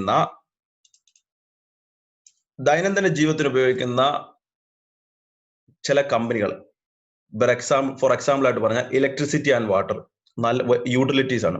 ഇപ്പൊ ഇലക്ട്രിസിറ്റിയുടെ കാര്യം തന്നെ എടുക്കാം. ഞാനിപ്പോ ഇവിടെ ഇലക്ട്രിസിറ്റിയെ പറ്റിയാണ് കൂടുതൽ പറഞ്ഞേക്കുന്നത്. ഇതേ കാര്യങ്ങൾ തന്നെ വാട്ടർ ഡിപ്പാർട്ട്മെന്റിലും ആപ്ലിക്കബിൾ ആണ്. ഈ ഇലക്ട്രിസിറ്റി എന്താണ്? ഇലക്ട്രിസിറ്റി എങ്ങനെയാണ് ജനറേറ്റ് ചെയ്യുന്നത്? നമ്മുടെ നാട്ടിൽ പല ജനറേഷൻ പോയിന്റുകളുണ്ട്. ഹൈഡ്രോ ഇലക്ട്രിക് പ്ലാന്റുകളുണ്ട്, ന്യൂക്ലിയർ പ്ലാന്റുകളുണ്ട്, തെർമൽ പവർ പ്ലാന്റുകളുണ്ട്. ഈ സെക്ടറുകളിലൊക്കെ ഉൽപ്പാദിപ്പിക്കപ്പെടുന്ന ഇലക്ട്രിസിറ്റി സബ്സ്റ്റേഷൻസ് ഉപയോഗിച്ച്. എന്തിനാണ് സബ്സ്റ്റേഷൻസ് ഉപയോഗിക്കുന്നത്? എന്താണ് നിങ്ങൾ ഇലക്ട്രിസിറ്റി സബ്ജക്റ്റിൽ നിങ്ങൾ പഠിച്ചിട്ടുള്ളതാണ്. എന്തിനാണ് സബ്സ്റ്റേഷൻസ്? ട്രാൻസ്മിഷൻസ് എപ്പോഴും ഹൈ വോൾട്ടേജിലാണ് ചെയ്യുന്നത് എന്താണെന്നുള്ള കാര്യങ്ങളൊക്കെ നിങ്ങൾക്ക് അറിയാം. അപ്പൊ ട്രാൻസ്മിഷൻ ചെയ്ത് ഡിസ്ട്രിബ്യൂഷൻ ചെയ്ത് നമ്മുടെ വീടുകളിൽ എത്തിക്കുന്നു. ഞാൻ ഈ പറഞ്ഞ പോലെ ഓയിൽ ആൻഡ് ഗ്യാസ് സെക്ടറിൽ പറഞ്ഞതുപോലെ തന്നെ ജനറേഷൻ പോയിന്റിൽ ജനറേറ്റർ വർക്ക് ചെയ്യുന്നു. ഈ ജനറേറ്ററുകളെ നമ്മൾ ഏതെങ്കിലും ഒരു കൺട്രോൾ സിസ്റ്റം അല്ലെങ്കിൽ കൺട്രോളർ ഉപയോഗിച്ചിട്ട് വേണം നമ്മൾ ഈ ജനറേറ്റർ ടർബൈനുകളെ കൺട്രോൾ ചെയ്യുന്നത്. അല്ലെങ്കിൽ അൺകൺട്രോൾഡ് ആയിട്ട് നമുക്ക് വിടാൻ പറ്റില്ല. എന്ന് വെച്ചാൽ ഒരു ഇൻഡസ്ട്രിയെ നമുക്ക് കൺട്രോൾ. അപ്പൊ അവിടെ കൺട്രോൾ സിസ്റ്റംസ് ഉണ്ട്. ഈ കൺട്രോൾ സിസ്റ്റംസിനെല്ലാം കണക്ട് ചെയ്യുന്നത് കമ്മ്യൂണിക്കേഷൻ സിസ്റ്റംസ് ഉപയോഗിച്ചിട്ടാണ്. അപ്പൊ അവിടെ വലിയൊരു കമ്മ്യൂണിക്കേഷൻ നെറ്റ്വർക്ക് തന്നെ. ഇൻസ്ട്രുമെന്റേഷൻ, നമ്മുടെ ടർബൈനുകളെ കൺട്രോൾ ചെയ്യുന്നത്, അതേപോലെ തന്നെ അവിടെ ഉള്ള എല്ലാ ഇലക്ട്രിസിറ്റി, ആംബിയർ, വോൾട്ടേജ്, പവർ എല്ലാം മെഷർ ചെയ്യുന്ന മെഷർമെന്റ് യൂണിറ്റുകളുണ്ട്. ഈ മെഷർമെന്റ് യൂണിറ്റുകളെല്ലാം അവിടുത്തെ കൺട്രോൾ സെന്ററിൽ നിന്ന് ആൾക്കാർ മോണിറ്റർ ചെയ്തുകൊണ്ടിരിക്കുകയാണ്. ഇത് ജനറേഷൻ പോയിന്റിൽ. ഇനി ജനറേറ്ററിൽ നിന്ന് നമ്മുടെ ഇലക്ട്രിസിറ്റിയെ എന്താ ചെയ്യുക? നമ്മൾ ട്രാൻസ്മിറ്റ് ചെയ്യുന്നു സബ്സ്റ്റേഷൻസ്. അപ്പൊ ഓരോ സബ്സ്റ്റേഷനുകളിലും ഈ പറയുന്ന ഇലക്ട്രിസിറ്റിയെ ചെക്ക് ചെയ്യപ്പെടും. ഇതിന്റെ വോൾട്ടേജ് എത്രയാണ്, ഇതിന്റെ കറണ്ട് എത്രയാണ്, ഇതിന്റെ പവർ എത്ര മെഗാവാട്ട്സിലുള്ള ട്രാൻസ്മിഷൻ ആണ് നടന്നുകൊണ്ടിരിക്കുന്നത്. ഈ ഇൻഫർമേഷൻസ് എല്ലാം നമ്മുടെ കൺട്രോൾ റൂമിൽ, സപ്പോസ് നമ്മുടെ KCB തന്നെ എടുത്താൽ, KCBയുടെ മെയിൻ കൺട്രോൾ റൂം എന്ന് പറയുന്നത് തിരുവനന്തപുരത്താണ്. നമുക്ക് പല സ്ഥലങ്ങളിലും 110 kV 33 kV സബ്സ്റ്റേഷൻസ് പലയിടത്തുണ്ട്, ഡിസ്ട്രിബ്യൂഷൻ പോയിന്റ്. അപ്പൊ എല്ലാ സബ്സ്റ്റേഷനുകളെയും തിരുവനന്തപുരത്തെ അവരുടെ മെയിൻ കൺട്രോൾ റൂമിൽ നിന്ന് കൺട്രോൾ ചെയ്യപ്പെടും. അപ്പൊ എങ്ങനെയാണ് ഇൻ ബിറ്റ്വീൻ ഇവരെ കൺട്രോൾ ചെയ്യുക? ഇവർക്കിടയിൽ നമ്മുടെ 110 kV സബ്സ്റ്റേഷനും അല്ലെങ്കിൽ 33 kV സബ്സ്റ്റേഷനും നമ്മുടെ കൺട്രോൾ റൂമിനും ഇടയിൽ കമ്മ്യൂണിക്കേഷൻ ചാനലുകളുണ്ട്. ഈ കമ്മ്യൂണിക്കേഷൻ ചാനലുകൾ അവിടെയുള്ള ട്രാൻസ്ഫോമറുകളെ ചെക്ക് ചെയ്യും, ട്രാൻസ്ഫോമറുടെ കറണ്ട്, വോൾട്ടേജ്, കാര്യങ്ങൾ. അപ്പൊ ഞാൻ പറഞ്ഞു വന്ന പോയിന്റ് എന്ന് പറഞ്ഞാൽ ഇവിടെയും ഒരു ബെസ്റ്റ് കമ്മ്യൂണിക്കേഷൻ നെറ്റ്വർക്ക് വർക്ക് ചെയ്യുന്നു എന്നുള്ളതാണ് ഇതിന്റെ മെയിൻ ആയിട്ടുള്ള പോയിന്റ്. ഇത് ഡിസ്ട്രിബ്യൂഷൻ ഇത് ട്രാൻസ്മിഷന്റെ പോയിന്റ്. ഇനി ഡിസ്ട്രിബ്യൂഷൻ ലെവലിലേക്ക് വരുമ്പോൾ നമ്മുടെ വീടുകളിലൊക്കെ ഇലക്ട്രിസിറ്റി എത്തുന്നുണ്ട്. ഇപ്പം ന്യൂ ജനറേഷൻ ഒരു വിപ്ലവത്തിന്റെ സമയമാണ്. നമ്മുടെ വീട്ടിലെ ഇലക്ട്രിസിറ്റി എല്ലാം നമ്മുടെ വീട്ടിൽ വന്നു. ഇപ്പൊ തന്നെ KCB ഇപ്പൊ ലോക്ക്ഡൌൺ ഒക്കെ ആയതുകൊണ്ട് ഒരുപാട് കംപ്ലൈന്റുകളൊക്കെ വന്നുകൊണ്ടിരിക്കുകയാണ്. എന്താണ്? മീറ്റർ റീഡിംഗ് ആയിട്ടുള്ള ബന്ധം. കാരണം അവർക്ക് മീറ്റർ റീഡിംഗ് എടുക്കാൻ വരാൻ പറ്റുന്നില്ല ലോക്ക്ഡൌൺ ആയതുകൊണ്ട്. അതുകൊണ്ട് തന്നെ എന്ത് പറ്റി? അവർ ആവറേജ് കാൽക്കുലേറ്റ് ചെയ്തതിനു ശേഷം നമുക്ക് ബില്ല് ചാർജ് ചെയ്തു. അതിൽ ഒരുപാട് മിസ്റ്റേക്കുകൾ വന്നു. ഇനി ഞാൻ പറയട്ടെ, ഒരു സ്മാർട്ട് മീറ്റർ ഉണ്ടായിരുന്നെങ്കിൽ, നമ്മുടെ നാട്ടിൽ ഒരു സ്മാർട്ട് മീറ്റർ ഉണ്ട്, പക്ഷെ ഹൈ ലെവലില്ല. സ്മാർട്ട് മീറ്റേഴ്സ് എന്താണ്? സ്മാർട്ട് മീറ്റേഴ്സ് നമ്മുടെ വീട്ടിലുള്ള മീറ്റർ റീഡിങ് KCBയുടെ ബില്ലിംഗ് യൂണിറ്റിലേക്ക് ഇൻഫർമേഷൻസ് അയച്ചുകൊണ്ടിരിക്കും. അപ്പൊ നമ്മുടെ മീറ്ററിനകത്ത് എന്ത് വേണം? ഒരു കമ്മ്യൂണിക്കേഷൻ മൊഡ്യൂൾ വേണം. ആ കമ്മ്യൂണിക്കേഷൻ മൊഡ്യൂള് ഏതെങ്കിലും ഒരു ചാനൽ ഉപയോഗിച്ച് നമ്മുടെ മീറ്ററിനകത്ത് വരുന്ന യൂണിറ്റ്, ഓക്കെ, ഞാൻ ഇന്ന് 400 കിലോവാട്ട് യൂണിറ്റ് ഉപയോഗിച്ചു. ഈ ഇൻഫർമേഷൻ ഈ മാസം മെയ് മാസത്തെ ഇൻഫർമേഷൻ ഈ മാസത്തെ എൻഡിൽ നമുക്ക് അങ്ങോട്ട് അയച്ചു കൊടുക്കും, KCBയുടെ യൂണിറ്റിലേക്ക് അയച്ചു കൊടുക്കും. ഇത് സ്മാർട്ട് മീറ്റേഴ്സ് എന്ന് പറയും. ഇതുകൂടാതെ തന്നെ ഡിമാൻഡ് റെസ്പോൺസ് എന്ന് പറയും. ഡിമാൻഡ്, ഇപ്പൊ നിങ്ങൾ KCBയിൽ പോയിട്ട് പറയാണ് ഈ മാസം മെയ് മാസം അല്ലെങ്കിൽ അടുത്ത മാസം ജൂൺ മാസം 15-ാം തീയതി നിങ്ങൾ KCBയുടെ കൺട്രോൾ റൂമിൽ വിളിച്ചിട്ട് പറയാണ്, ഞാൻ ഇന്ന് എന്റെ ഇലക്ട്രിസിറ്റി കണക്ഷൻ കട്ട് ചെയ്യുകയാണ്, എനിക്ക് എന്റെ റീഡിംഗ് അറിയണം. വളരെ സിമ്പിൾ ആയിട്ട് ഒരു കമാൻഡ് അയച്ചിട്ട് നമ്മുടെ മീറ്ററുമായിട്ട് കമ്മ്യൂണിക്കേറ്റ് ചെയ്തിട്ട് ഇന്ന് വരെയുള്ള റീഡിംഗ് എത്രയാണെന്ന് നോക്കി നിങ്ങൾക്ക് നിങ്ങളുടെ കണക്ഷൻ കട്ട് ചെയ്യാൻ പറ്റും. അപ്പോൾ ഡിമാൻഡ് റെസ്പോൺസ്, ഡിസ്കണക്ഷൻ, നിങ്ങൾ ബില്ല് അടയ്ക്കുന്നില്ല, സപ്പോസ് നിങ്ങൾ ബില്ല് അടയ്ക്കുന്നില്ല 2 മാസമായിട്ട്, KCBയുടെ ആൾ നിങ്ങളുടെ വീട്ടിലേക്ക് വരണ്ട, ഒരു കമാൻഡ് അയച്ച് നിങ്ങളുടെ മീറ്ററിനെ കട്ട് ചെയ്യാൻ പറ്റും. അപ്പൊ ഇത് സ്മാർട്ട് മീറ്റേഴ്സ്. അപ്പൊ ഈ മേഖലയിലൊക്കെ ഒരുപാട് വേക്കൻസീസ് ഉണ്ട്. അപ്പൊ ഞാൻ ഈ പറഞ്ഞ യൂട്ടിലിറ്റി ഇൻഡസ്ട്രിയിൽ വരുന്ന വേക്കൻസീസ് എന്ന് പറയുന്നത്, ഒന്ന് automation engineers, substation automation engineers. അപ്പൊ ഓട്ടോമേഷൻ എന്ന് പറയുമ്പോൾ നിങ്ങൾ പേടിക്കേണ്ട, അതിനകത്ത് ഇൻസ്ട്രുമെന്റേഷൻ ഉണ്ട്, ഇലക്ട്രിക്കൽ പാർട്ട് ഉണ്ട്, പ്ലസ് കമ്മ്യൂണിക്കേഷൻ. ഞാൻ പറയട്ടെ, മെയിൻ പാർട്ട് എന്ന് പറയുന്നത് ഇവിടുത്തെ കമ്മ്യൂണിക്കേഷൻ ആണ്, സബ്സ്റ്റേഷൻ ഓട്ടോമേഷൻ. അതേപോലെ സ്കാഡ സിസ്റ്റംസ്. സ്കാഡ നിങ്ങൾ കേട്ടിട്ടുണ്ടാകും, substation supervisory control and data acquisition. അപ്പൊ സ്കാഡ സിസ്റ്റം, ഈ സ്കാഡയിലൊക്കെ വർക്ക് ചെയ്യുന്ന മെയിൻ ആയിട്ടുള്ള എഞ്ചിനീയേഴ്സ് എല്ലാം ഇലക്ട്രോണിക്സ് ആൻഡ് കമ്മ്യൂണിക്കേഷൻ ബാക്ക്ഗ്രൗണ്ട് ഉള്ളവരാണ്. കുറച്ച് പേരൊക്കെ ഇൻസ്ട്രുമെന്റേഷൻ ബാക്ക്ഗ്രൗണ്ട് ഉള്ളവരും ഇലക്ട്രിക്കൽ ബാക്ക്ഗ്രൗണ്ട് ഉള്ളവരും ഉണ്ട്. ഇനി നമ്മൾ അടുത്ത ഒരു സെക്ടറിലേക്ക്, ഈ ഒരു സെക്ഷനിലേക്ക് വന്നു കഴിഞ്ഞാൽ സ്മാർട്ട് മീറ്റേഴ്സ്. സ്മാർട്ട് മീറ്റേഴ്സ് വളരെ കോമൺ ആയിട്ട് ഇപ്പോൾ ആക്കിക്കൊണ്ടിരിക്കുന്നതാണ്. അപ്പൊ അതേപോലെ തന്നെ ഇവിടുത്തെ ഒരു ബ്യൂട്ടി എന്ന് പറയുന്നത് അധികം എഞ്ചിനീയേഴ്സ് അല്ലെങ്കിൽ അധികം പ്രൊഫഷണൽസ് ഈ മേഖലയില്ല. Smart meters, advanced meters, smart grid, ഈ പ്ലാറ്റ്ഫോമിൽ ഞാനിപ്പോ ഈ ഒരു പ്ലാറ്റ്ഫോമിൽ വർക്ക് ചെയ്യുന്നുണ്ട്. അധികം എഞ്ചിനീയേഴ്സ് ഈ പ്ലാറ്റ്ഫോമിൽ നമ്മുടെ നാട്ടിൽ ഡെവലപ്പ് ആയിക്കൊണ്ടിരിക്കുന്നത്. അപ്പൊ നിങ്ങൾ ഈ ഒരു സമയത്ത് ഈ ഒരു പ്രൊഫൈൽ നിങ്ങൾക്ക് ചൂസ് ചെയ്യുകയാണെങ്കിൽ, സ്മാർട്ട് മീറ്ററുമായിട്ട് ബന്ധപ്പെട്ട പ്രൊഫൈലൊക്കെ നിങ്ങൾക്ക് ചൂസ് ചെയ്യുകയാണെങ്കിൽ, ബാംഗ്ലൂരിലും ചെന്നൈയിലൊക്കെ കുറെ നല്ല കമ്പനികൾ വർക്ക് ചെയ്യുന്നുണ്ട്. ഈ കമ്പനികളിലൊക്കെ നല്ല അവസരങ്ങൾ നിങ്ങൾക്ക് കിട്ടും. അപ്പൊ എന്താണ് ഈ കമ്പനികൾ ജോലി ചെയ്യാൻ പോകുമ്പോൾ നിങ്ങൾക്ക് ഇന്റർവ്യൂ ചോദിക്കുന്നത് എന്താണ്? നിങ്ങൾ സ്മാർട്ട് മീറ്റേഴ്സിനെ പറ്റി ചോദിക്കും. എന്താണ് സ്മാർട്ട് മീറ്റർ, എങ്ങനെയാണ് സ്മാർട്ട് മീറ്ററിന്റെ കമ്മ്യൂണിക്കേഷൻ എസ്റ്റാബ്ലിഷ് ചെയ്യുന്നത്? അപ്പോൾ പല രീതിയിലുള്ള കമ്മ്യൂണിക്കേഷൻ ഉണ്ട്. നിങ്ങൾക്ക് സിം യൂസ് ചെയ്ത് ചെയ്യാം, RS-232 യൂസ് ചെയ്ത് ചെയ്യാം, ZigBee യൂസ് ചെയ്യാം, ബ്ലൂടൂത്ത് യൂസ് ചെയ്യാം, low power radio network, LoRa എന്ന് പറഞ്ഞ ടെക്നോളജി യൂസ് ചെയ്യാം. അങ്ങനെ ഒരുപാട് ടെക്നോളജി യൂസ് ചെയ്ത് നമുക്ക് സ്മാർട്ട് മീറ്റേഴ്സിനെ എനേബിൾ ചെയ്യാം. ഇനി അടുത്തത് സോളാർ സിസ്റ്റംസ്. ഒരുപാട് സോളാർ സിസ്റ്റംസ് ഇപ്പൊ വരുന്നുണ്ട്. നമ്മുടെ KCB ഒക്കെ തന്നെ ഒരുപാട് സോളാർ സിസ്റ്റംസിന് വേണ്ടി പൈസയൊക്കെ ഒരുപാട് സബ്സിഡി ഒക്കെ കൊടുക്കുന്നുണ്ട്. അപ്പൊ അവർ ചെയ്തിട്ട് നമ്മുടെ ഗ്രിഡുമായിട്ടൊക്കെ ഇന്റഗ്രേറ്റ് ചെയ്ത് നമ്മുടെ വീട്ടിൽ ഉത്പാദിപ്പിക്കപ്പെടുന്നതിന്റെ ഇലക്ട്രിസിറ്റിയുടെ ബാക്കിയൊക്കെ അവർക്ക് വിൽക്കാനൊക്കെ പറ്റും. അവിടെയൊക്കെ വരുന്നത് ഇതിനകത്തൊരു കമ്മ്യൂണിക്കേഷൻ ഇല്ലാതെ നടക്കത്തില്ല. എല്ലാ കാര്യങ്ങളും കൺട്രോളിലാണ്. കൺട്രോൾ സിസ്റ്റം എവിടെയൊക്കെ വേണോ അവിടെയൊക്കെ കമ്മ്യൂണിക്കേഷന്റെ ആവശ്യമുണ്ട്. അവിടെയൊക്കെ ഇലക്ട്രോണിക്സ് ആൻഡ് കമ്മ്യൂണിക്കേഷൻ എഞ്ചിനീയേഴ്സിന് വേക്കൻസീസും ഉണ്ട്. ഓക്കെ, അപ്പൊ ഇതാണ് യൂട്ടിലിറ്റി സെക്ടറിലെ ഒരു അവസരം എന്ന് പറയുന്നത്. നമ്മൾ അടുത്തൊരു ഫീൽഡിലേക്ക് പോകാം, എയർപോർട്ട് അല്ലെങ്കിൽ ഏവിയേഷൻ ഇൻഡസ്ട്രി എന്ന് പറയുന്നത്. ഓക്കെ,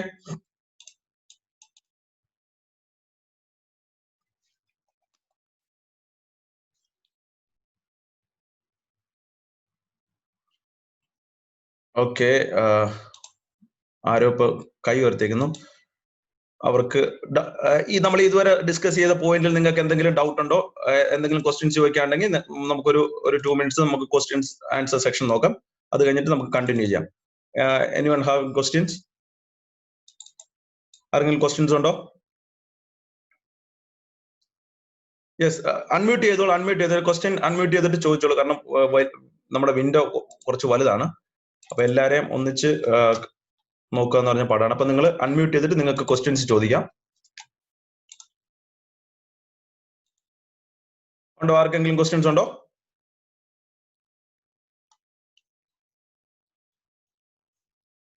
നമുക്ക് അടുത്ത സെക്ഷനിലേക്ക് പോകാം അല്ലെ? Okay, very good. Airport related ആയിട്ടുള്ള ജോലികൾ. എന്തൊക്കെ കാര്യങ്ങളാണ്? നിങ്ങൾ എയർപോർട്ടിൽ പോയിട്ടുള്ളവരാണ്. എയർപോർട്ടിൽ എന്തൊക്കെ സിസ്റ്റംസ് വർക്ക്? നമ്മൾ എയർപോർട്ടിൽ ചെല്ലുമ്പോൾ തന്നെ അവിടെ ഡിസ്പ്ലേ യൂണിറ്റ്സ് ഉണ്ട്. നിങ്ങളുടെ പാസഞ്ചർ ഡിസ്പ്ലേ യൂണിറ്റ്സ് ഉണ്ട്. എത്ര ഫ്ലൈറ്റുകൾ വന്നു, എത്ര ഡിസ്പാച്ച് ആയി, അല്ലെങ്കിൽ എത്ര സെക്യൂരിറ്റി ചെക്കിംഗ് നടക്കുകയാണ്. അതേപോലെ നിങ്ങൾ അകത്തോട്ട് കയറുമ്പോൾ തന്നെ CCTV ക്യാമറാസ് വർക്ക് ചെയ്യും അവിടെ. അതുപോലെ ഇൻഡ്യൂഷൻ CCTV ക്യാമറ നിങ്ങൾ അറിയാം, അതിന് എക്സ്പ്ലനേഷന്റെ ആവശ്യം തന്നെ ഇല്ല. അവിടെ എല്ലാ CCTV ക്യാമറാസ് ഉണ്ട്. അതുപോലെ തന്നെ ഇൻഡ്യൂഷൻ ഡിറ്റക്ഷൻ ഉണ്ട്, ഇൻസ്ട്രുമെന്റ് ലാൻഡിംഗ് സിസ്റ്റംസ് ഉണ്ട്. അപ്പൊ ഇൻഡ്യൂഷൻ ഡിറ്റക്ഷൻ എന്ന് പറഞ്ഞാൽ ചില ഏരിയസിൽ നമുക്ക് അങ്ങോട്ട് കടന്നു ചെല്ലാൻ പറ്റില്ല. ഇപ്പൊ എമിഗ്രേഷന്റെ ചില ഏരിയസിൽ നമുക്ക് കടന്നു ചെല്ലാൻ പറ്റില്ല, അല്ലെങ്കിൽ അവരുടെ പ്രൈം ആയിട്ടുള്ള ചില ഏരിയകൾ നമുക്ക് കടന്നു ചെല്ലാൻ പറ്റില്ല. അവിടെ ഇൻഡ്യൂഷൻ ഡിറ്റക്ഷൻസ് ഉണ്ട്. അതേപോലെ തന്നെ എല്ലായിടത്തും വൈഫൈ ഓപ്ഷൻസ് ഉണ്ട്. ഫ്രീ വൈഫൈ അവൈലബിൾ ആണ്. അപ്പൊ ഈ ഫ്രീ വൈഫൈ നമ്മൾ എയർപോർട്ടിൽ ചെന്നതുകൊണ്ട് നമുക്ക് ഫ്രീ വൈഫൈ യൂസ് ചെയ്യാൻ പറ്റും. അതേപോലെ തന്നെ നമ്മൾ പാസ്പോർട്ട് ചെക്ക് ഇൻ ചെയ്ത് അകത്ത് കയറി ഗേറ്റിന്റെ അവിടെ ഇരിക്കുമ്പോൾ ചിലപ്പോൾ അനൗൺസ്മെന്റ് വരും. അപ്പൊ ഞാൻ പറഞ്ഞു വന്നത്, എങ്ങനെയാണ് ഒരു ഫ്ലൈറ്റ് വന്നോ ഇല്ലയോ എന്നുള്ള കാര്യം ഡിസ്പ്ലേ യൂണിറ്റ് കാണിക്കാൻ പറ്റുന്നത്? നമ്മുടെ എയർപോർട്ടിലെ കൺട്രോൾ ടവറിൽ നിന്ന് വരുന്ന ഇൻഫർമേഷൻസ് പ്രോസസ്സ് ചെയ്ത് ഒരു കമ്മ്യൂണിക്കേഷൻ ചാനൽ ഉപയോഗിച്ച് ഏതെങ്കിലും ഒരു, ചിലപ്പോൾ ഫൈബർ ആയിക്കോട്ടെ, അല്ലെങ്കിൽ കോപ്പർ ആയിക്കോട്ടെ, മൈക്രോവേവ് ആയിക്കോട്ടെ, നമ്മുടെ കൺട്രോൾ റൂമിൽ നിന്ന്, അല്ലെങ്കിൽ നമ്മുടെ കൺട്രോൾ ടവർ, നിങ്ങൾ നോക്കിയാൽ എയർപോർട്ടിൽ പോകുമ്പോൾ അറിയാം കൺട്രോൾ ടവേഴ്സ് ഉണ്ട്. അവിടെ റഡാർ സിസ്റ്റംസ് ഒക്കെ ആയിട്ട് കൺട്രോൾ ടവേഴ്സ് ഉണ്ട്. ഈ കൺട്രോൾ ടവേഴ്സിൽ നിന്ന് വരുന്ന ഇൻഫർമേഷൻസ് പ്രോസസ്സ് ചെയ്ത് ഡിസ്പ്ലേ യൂണിറ്റിൽ കൂടെ നമുക്ക് ഡിസ്പ്ലേ ആയിട്ട് നമ്മൾ പുറത്ത് നിൽക്കുമ്പോൾ എത്ര ഫ്ലൈറ്റ്സുകൾ വന്നു, ഇൻഫർമേഷൻസ് എല്ലാം നമുക്ക് കിട്ടിക്കൊണ്ടിരിക്കും. അപ്പൊ ഞാൻ പറഞ്ഞു വന്നത്, എയർപോർട്ടിൽ വലിയ കമ്മ്യൂണിക്കേഷൻ സിസ്റ്റംസ് ഉണ്ട്. എയർപോർട്ട് ബേസ്ഡ് കമ്മ്യൂണിക്കേഷൻ സിസ്റ്റംസ് തന്നെ ഉണ്ട്. എയർപോർട്ടിലെ സിസ്റ്റംസ് തന്നെ ഉണ്ട് ഒരുപാട്.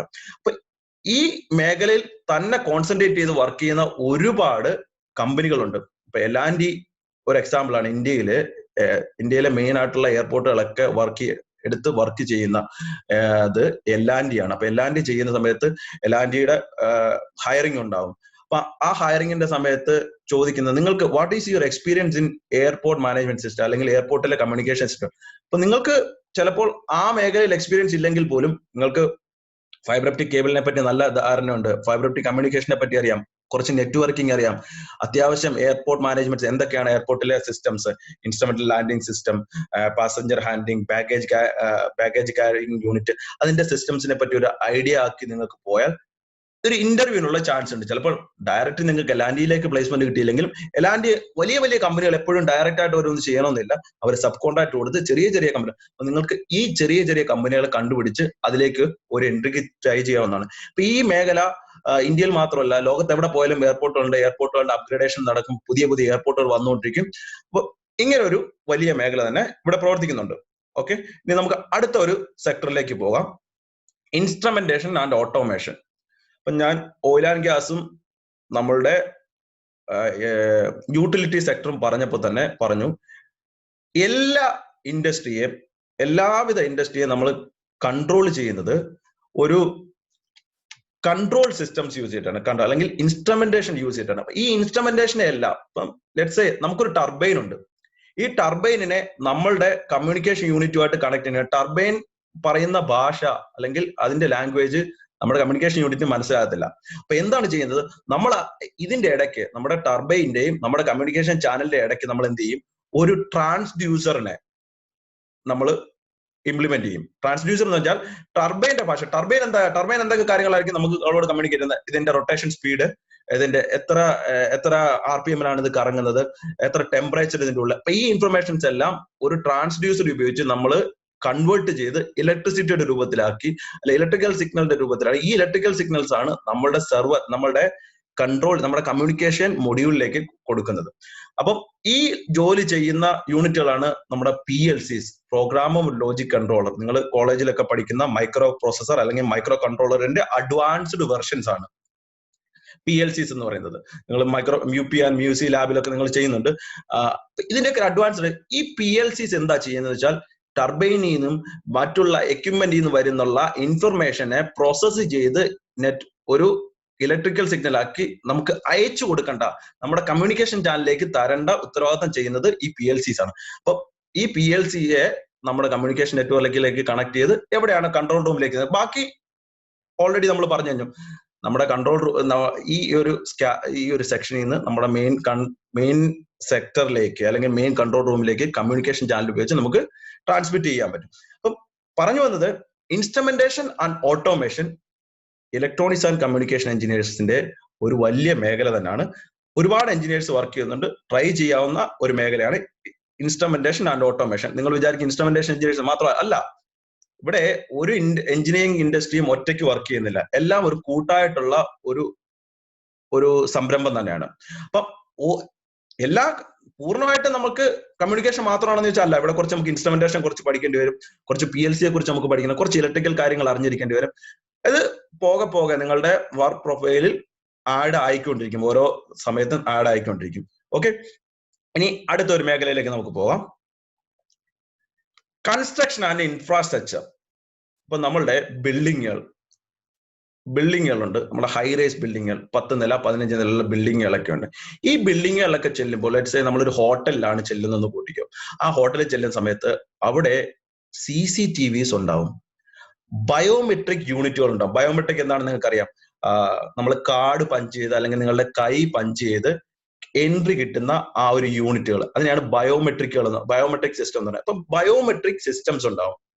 ബയോമെട്രിക് സിസ്റ്റംസ് അതേപോലെ തന്നെ ഗേറ്റ് ബാരിയർ ഉണ്ടാവും. ചില സ്ഥലങ്ങളിൽ നിങ്ങൾ ലുലു മാള് അങ്ങനെയുള്ള സ്ഥലങ്ങളിലൊക്കെ പോകുമ്പോൾ കണ്ടിട്ടുണ്ടാവും smart parking system, gate barrier. നിങ്ങളുടെ പേയ്മെന്റ് നടത്തിയാൽ മാത്രം നിങ്ങൾക്ക് അകത്തേക്ക് പാർക്കിങ്ങിലേക്ക് കയറാൻ പറ്റും. അതല്ലെങ്കിൽ നിങ്ങൾക്ക് റിമോട്ട് കൺട്രോൾ കാർഡുകൾ ഉണ്ടാകണം, അകത്തേക്ക് കയറണം. ഇതിനെ ഗേറ്റ് ബാരിയർ സിസ്റ്റംസ് എന്ന് പറയും. അതേപോലെ ഫയർ അലാം യൂണിറ്റുകൾ ഉണ്ടാവും. ഫയർ അലാം എങ്ങനെയാണ് വർക്ക് ചെയ്യുന്നത് എന്നുള്ള കാര്യം അറിയാമെന്ന് വിചാരിക്കുന്നു. എന്നാൽ ജസ്റ്റ് ഒന്ന് പറയാം. ഫയർ അലാം എന്നൊരു മോണിറ്ററിംഗ് മൊഡ്യൂൾ ഉണ്ട്. ഈ മോണിറ്ററിംഗ് മൊഡ്യൂള് എന്തെങ്കിലും സ്മോക്കിനെ ഡിറ്റക്ട് ചെയ്ത് നമ്മുടെ പ്രൊസസർ യൂണിറ്റിലേക്ക് കൊടുക്കുന്നു. അപ്പം ഈ പ്രൊസസർ യൂണിറ്റ് നോക്കിയിട്ട് ഒരു നിശ്ചിത ലെവലിൽ താഴെയാണ് സ്മോക്ക് എന്നുണ്ടെങ്കിൽ അലാം ഒന്നും ജനറേറ്റ് ചെയ്യത്തില്ല. അതല്ല, നിശ്ചിത ലെവലിൽ കൂടുതലാണെന്നുണ്ടെങ്കിൽ എന്ത് ചെയ്യും, ഒരു അലാം ജനറേറ്റ് ചെയ്യും. ഈ അലാം ചിലപ്പോൾ ഫയർ ആൻഡ് റെസ്ക്യൂ. അപ്പം ലെറ്റ്സ് സേ നിങ്ങൾ നോക്കുക, ഫയർ അലാമിന്റെ ഒരു യൂണിറ്റ് ഉണ്ടാവും നമ്മുടെ വീടുകളുടെ അല്ലെങ്കിൽ റൂമുകൾക്കുള്ളിൽ. ഫയർ അലാമിന്റെ ഒരു ഡിറ്റക്ഷൻ യൂണിറ്റ് ഉണ്ടാവും. ആ ഫയർ അലാം യൂണിറ്റിൽ നിന്ന് പ്രൊസസർ യൂണിറ്റിലേക്ക് ഒരു കൺട്രോൾ കേബിൾ അല്ലെങ്കിൽ കമ്മ്യൂണിക്കേഷൻ കേബിൾ ഉണ്ടാവും. അപ്പൊ അവിടെയും കമ്മ്യൂണിക്കേഷൻ എഞ്ചിനീയറുടെ സ്കോപ്പ് വന്നു. ഈ പ്രോസസർ യൂണിറ്റ് ഇതിനെ പ്രോസസ്സ് ചെയ്യും. അവിടെ ഒരു PLC ഉണ്ടാവും, ഒരു എംബഡഡ് PLC യൂണിറ്റ് ഉണ്ടാവും. ഇതിനെ പ്രോസസ്സ് ചെയ്തിട്ട് എന്ത് ചെയ്യും, ഓക്കെ എനിക്ക് കിട്ടിയ സ്മോക്ക് എന്റെ നിശ്ചിത അളവ് കൂടുതലാണ്, ഞാൻ എന്ത് ചെയ്യും, ഒരു control signal fire and rescue യൂണിറ്റിന് കൊടുക്കണം. അപ്പൊ നമ്മുടെ പ്രോസസ് യൂണിറ്റ് കൺട്രോൾ എങ്ങനെയാണ് ഫയർ ആൻഡ് റെസ്ക്യൂ യൂണിറ്റുമായിട്ട് കണക്റ്റഡ് ആണ്. ചിലപ്പോൾ അവിടെ ഒരു സിം ഇട്ടേക്കുമായിരിക്കും.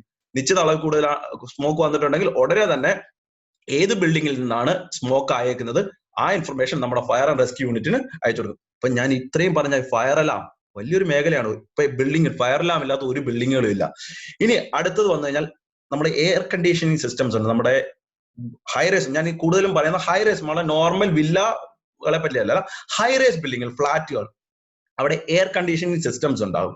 അതേപോലെ തന്നെ ഈ എയർ കണ്ടീഷനിങ് സിസ്റ്റംസിനെ കൺട്രോൾ ചെയ്യുമായിരിക്കും. കൺട്രോൾ ചെയ്ത് ബിൽഡിംഗ് മാനേജ്മെന്റ് സിസ്റ്റംസ് ഉണ്ട്, BMS. അപ്പൊ ഈ BMSൽ നമ്മുടെ air conditioning system, CCTV, access control, fire alarm, public addressing systems. ഇനി വേറെ ഏതാണ് പബ്ലിക്. ഇപ്പൊ ചില സമയത്ത് നമ്മൾ ചില ബിൽഡിങ്ങുകളൊക്കെ നമ്മൾ ചെല്ലുന്ന സമയത്ത് എന്തെങ്കിലും അനൗൺസ്മെന്റുകൾ വരും. ഈ അനൗൺസ്മെന്റുകൾ എങ്ങനെയാണ് വരുന്നത്, okay there is A fire happen in this building, so please evacuate എന്നൊക്കെ പറഞ്ഞ് അനൗൺസ്മെന്റ് വരും. അപ്പൊ ഈ പബ്ലിക് അഡ്രസ്സിംഗ് നടക്കണമെങ്കിൽ എന്തൊക്കെ വേണം, നിങ്ങൾ പഠിച്ചിട്ടുള്ള എന്തൊക്കെയാണ് ഒരു പബ്ലിക് അഡ്രസ്സിംഗ് സിസ്റ്റത്തിന്റെ കമ്പോണൻസ് എന്തൊക്കെയാണ്?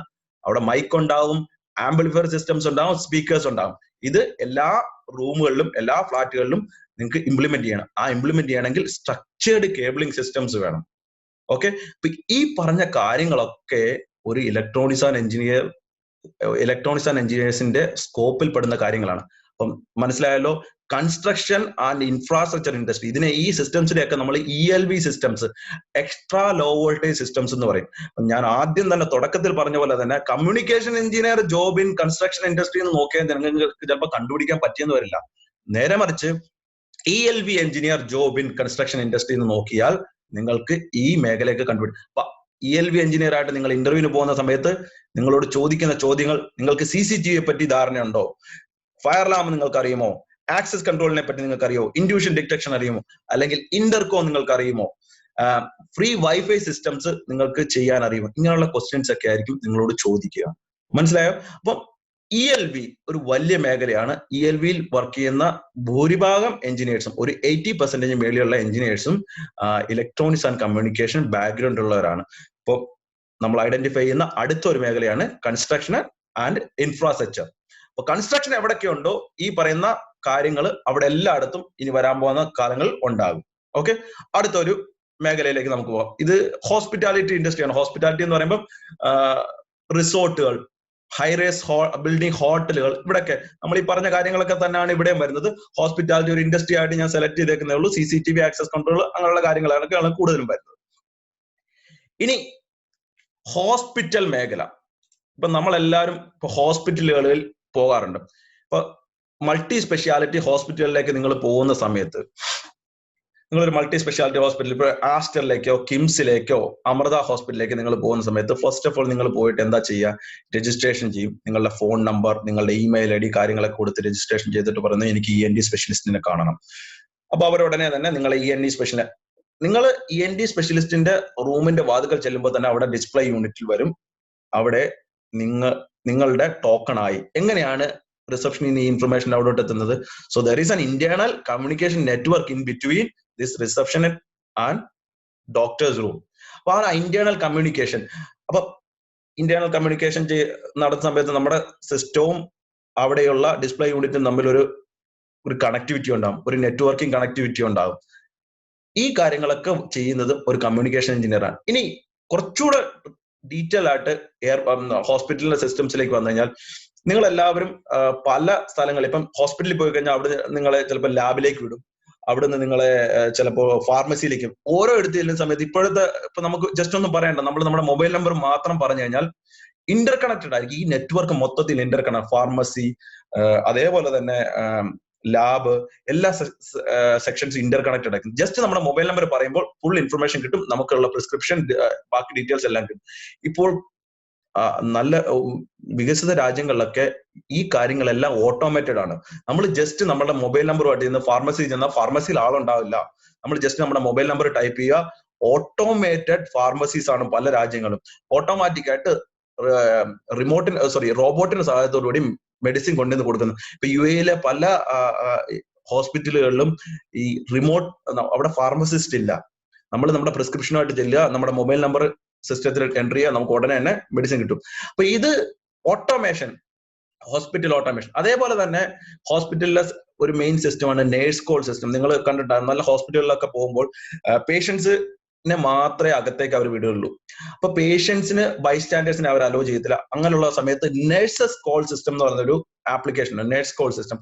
നേഴ്സിനെ നമുക്ക് ഒരു സിംഗിൾ പ്രസ്സിൽ നേഴ്സിന്റെ റൂമിൽ ഇൻഫർമേഷൻ കിട്ടും. അപ്പൊ ഈ കാര്യം നേഴ്സ് കോൾ സിസ്റ്റം, ഇതൊക്കെ ഒരു ഹോസ്പിറ്റൽ കമ്മ്യൂണിക്കേഷന്റെ എസെൻഷ്യൽ പാർട്ടാണ്. പിന്നെ അവിടെയും ഇതേപോലെ തന്നെ നമ്മൾ ഈ ഡിസ്കസ് ചെയ്ത പോലെ CCTV ഉണ്ടാവും, ഫയർ അലാം യൂണിറ്റ് ഉണ്ടാവും. അപ്പൊ ഇതിൽ നിന്ന് നിങ്ങൾക്ക് ഒരു കാര്യം ക്ലിയർ ആയി കാണും. എല്ലാ മേഖലയിലും നമ്മൾ ഈ ഡിസ്കസ് ചെയ്ത ഓയിൽ ആൻഡ് ഗ്യാസ് ആയിക്കോട്ടെ, യൂട്ടിലിറ്റി ആയിക്കോട്ടെ, ഹോസ്പിറ്റൽ ആയിക്കോട്ടെ, കൺസ്ട്രക്ഷൻ ആയിക്കോട്ടെ, ഈ മേഖലകളിലെല്ലാം കോമൺ ആയിട്ട് കുറെ കാര്യങ്ങളുണ്ട്, കുറെ ആപ്ലിക്കേഷൻസ് കോമൺ ആണ്. ബാക്ക്ഗ്രൗണ്ട് നെറ്റ്വർക്ക് അല്ലെങ്കിൽ ഇന്റേണൽ അല്ലെങ്കിൽ ഇതിന്റെ ബാക്ക് ബോൺ നെറ്റ്വർക്ക് സെയിം ആണ്. അപ്പൊ ഒരു നെറ്റ്വർക്കിനെ പറ്റി, ഓയിൽ ആൻഡ് ഗ്യാസ് നെറ്റ്വർക്കിനെ പറ്റി നിങ്ങൾ ഡീറ്റെയിൽ ആയിട്ട് പഠിച്ചാൽ, ഇതിന്റെ ബാക്ക് ബോൺ കണക്ടിവിറ്റി എന്താണ്, ഇതിന്റെ നെറ്റ്വർക്ക് എങ്ങനെയാണ് ചെയ്യുന്നത്, ഇതിന്റെ ഇന്റർഫേസുകൾ എങ്ങനെയാണ്, ഇതെല്ലാം പഠിച്ചു കഴിഞ്ഞാൽ നിങ്ങൾക്ക് പല പല ഇൻഡസ്ട്രീസിലേക്ക് നിങ്ങൾക്ക് ജോബിന് ട്രൈ ചെയ്യാൻ പറ്റും.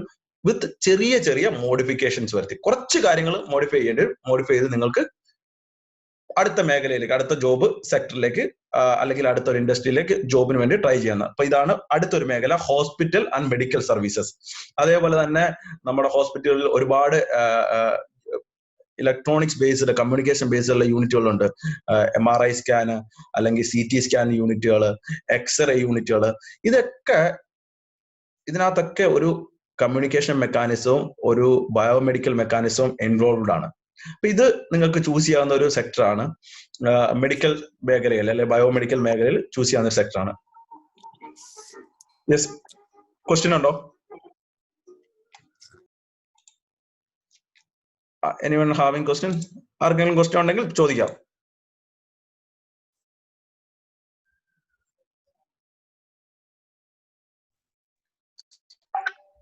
Sir, yes, go head. ആരാണ്? Hello sir. സർ, സർ ആദ്യത്തെ കാര്യത്തില് ആ ഗേറ്റിന്റെ എക്സാമിന്റെ ഇതില്ല, ഞാൻ അതിന്റെ ഒരു സംശയമാണ്. ചോദിച്ചോളൂ, പറഞ്ഞോളൂ. സാറ് പറഞ്ഞു ISROയില് നമുക്ക് ജോലി കിട്ടാൻ വേണ്ടി ഗേറ്റിന്റെ ഒരു അപ്രീഷിയബിൾ മാർക്ക് ഉണ്ടെങ്കിൽ ISROയിൽ ജോലി കിട്ടും എന്നാണല്ലോ സാറ് പറഞ്ഞത്. ISROയിലെ എല്ലാ പോസ്റ്റുകളും അവര് വിളിക്കാറുണ്ട്. ഗേറ്റിന്റെ സ്കോർ വെച്ചിട്ട് നിങ്ങളെ ഇന്റർവ്യൂവിന് ക്ഷണിക്കാറുണ്ട്. Gate, okay. അപ്പൊ അല്ലാതെ അവരുടെ ഒരു എക്സാം, ISROയുടെ തന്നെ എക്സാം ഉണ്ടല്ലോ, അവരുടെ ഒരു എൻട്രൻസ് പോലത്തെ ഒരു എക്സാം ഉണ്ടല്ലോ, അത് എഴുതിയാ സാർ ഞാൻ അങ്ങനെ അറിഞ്ഞിട്ടുള്ളത്. അതെഴുതിയാ പാസ്സായി ISRO ജോലി കിട്ടും. അപ്പൊ കിട്ടും. സി, എല്ലാ പോസ്റ്റുകളും ഗേറ്റിൽ നിന്ന് എടുക്കുന്നല്ല ഞാൻ ഉദ്ദേശിച്ചത്. ചില പോസ്റ്റുകൾ അവർ ഗേറ്റ് സ്കോർ വെച്ചിട്ട് വിളിക്കാറുണ്ട്. പല അഡ്വർടൈസ്മെന്റ് നിങ്ങൾ ശ്രദ്ധിച്ചാൽ മതി. ഗേറ്റ് സ്കോർ 7 എത്ര പെർസെന്റേജിൽ കൂടുതലുണ്ടെങ്കിൽ you can come as direct walk in. ഒരു ഇന്റർവ്യൂ നിങ്ങൾ ജോലിക്കാനല്ല പറയുന്നത്, ഇന്റർവ്യൂവിന് വരൂ. പിന്നെ നിങ്ങൾക്ക് ഇന്റർവ്യൂ ഉണ്ടാവും, ഇന്റർവ്യൂവിന് ശേഷം നിങ്ങൾക്ക് എൻട്രി ആകാം. അപ്പൊ ആ ഒരു എക്സാം എന്നുള്ളൊരു കടമ്പ, കാരണം ഒരു എക്സാം നടത്തി അതിൽ നിന്ന് സെലക്ട് ചെയ്യുക എന്നൊക്കെ പറയുന്നത് ചിലപ്പോൾ ഒരുപാട് ടൈം കൺസ്യൂമിംഗ്, ഒരുപാട് കോസ്റ്റ് ഉള്ള കാര്യമായതുകൊണ്ടാണ് പല കമ്പനികൾക്കും ഗേറ്റ് സ്കോറിൽ നിന്ന് എടുക്കുന്നത്. അപ്പം പാബ അറ്റോമിക് റിസർച്ച് സെന്റർ ഗേറ്റ് സ്കോറിൽ നിന്ന് വിളിക്കാറുണ്ട്. അതിന്റെ നോട്ടിഫിക്കേഷൻസ് ഒക്കെ കണ്ടിട്ടുണ്ട്. പിന്നെ അതേപോലെ തന്നെ സെയിൽ, ഗെയില്, ഇതേപോലുള്ള പബ്ലിക് സെക്ടർ അണ്ടർടേക്കിംഗ് കമ്പനികൾ, ഒരുപാട് കമ്പനികൾ വിളിക്കാറുണ്ട്. ഗേറ്റ് സ്കോർ വെച്ച് മാത്രം വിളിക്കേണ്ട. ഭാരത് ഹെവി ഇലക്ട്രോണിക്സ് വിളിക്കാറുണ്ട്, ഗേറ്റ് സ്കോർ വെച്ച് മാത്രം വിളിക്കാറുണ്ട്. സ്മാർട്ട് ഗ്രിഡ് ഫോറം വിളിക്കാറുണ്ട്, power grid corporation of India വിളിക്കാറുണ്ട്. ഇവരൊക്കെ നിങ്ങളുടെ ഗേറ്റ് സ്കോർ വെച്ച് മാത്രം വിളിക്കാറുണ്ട്. ഗേറ്റ് സ്കോർ ഉണ്ടെങ്കിൽ ജോലി എന്നല്ല, ഗേറ്റ് സ്കോർ ഉണ്ടെങ്കിൽ നിങ്ങൾക്ക് ആ ഒരു എക്സാം എഴുതാതെ തന്നെ ഇന്റർവ്യൂവിൽ പോയിരിക്കാനുള്ള ചാൻസ്. ഓക്കെ. ഇപ്പൊ ഇന്റർവ്യൂ പാസ്സായി കഴിഞ്ഞാൽ നമുക്ക് ജോലി ചിലപ്പോൾ കിട്ടുകയും ചെയ്യാം. അതെ അതെ, കറക്റ്റ്, അതാണ് ഉദ്ദേശിച്ചത്. ഓക്കെ സാർ, മനസ്സിലായി. ഓക്കെ, ഇനി വേറെ ആർക്കെങ്കിലും ക്വസ്റ്റ്യൻസ് ഉണ്ടോ?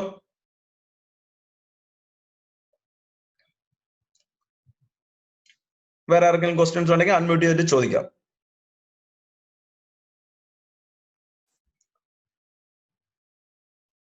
ഓക്കെ, നിങ്ങൾ ഇടയ്ക്ക് ചാറ്റ് ബോക്സ് കൂടെ ഒക്കെ ഒന്ന് നോക്കണം. നമ്മുടെ പാർട്ടിസിപ്പന്റ് ആയിട്ടുള്ള, എനിക്ക് തോന്നുന്നു എക്സ്പീരിയൻസ്ഡ് ആയിട്ടുള്ള എഞ്ചിനീയേഴ്സ് ഒക്കെ അതിനകത്ത് ഉണ്ടെന്ന് തോന്നുന്നു. അപ്പൊ അവർ കുറച്ച് കമന്റുകളൊക്കെ പറയുന്നുണ്ട്, നിങ്ങളൊന്ന് നോട്ട് ചെയ്യണം. വാല്യൂബിൾ ആയിട്ടുള്ള പോയിന്റ് ആണ്. അപ്പൊ ഞാൻ മിസ് ചെയ്യുന്ന പോയിന്റ് ഒക്കെ ചിലരൊക്കെ നോട്ടീസ് ചെയ്ത് തരുന്നുണ്ട്, നിങ്ങൾക്ക് നോക്കാം. ഓക്കെ, അപ്പൊ നമ്മൾ അടുത്ത ഒരു ഇൻഡസ്ട്രിയിലേക്ക് പോവുകയാണ്. നിങ്ങൾക്ക് ക്വസ്റ്റ്യൻസ് ഇല്ലെന്ന് വിചാരിക്കുന്നു. നമുക്കൊരു main question answer section last നമുക്ക് വെക്കാം.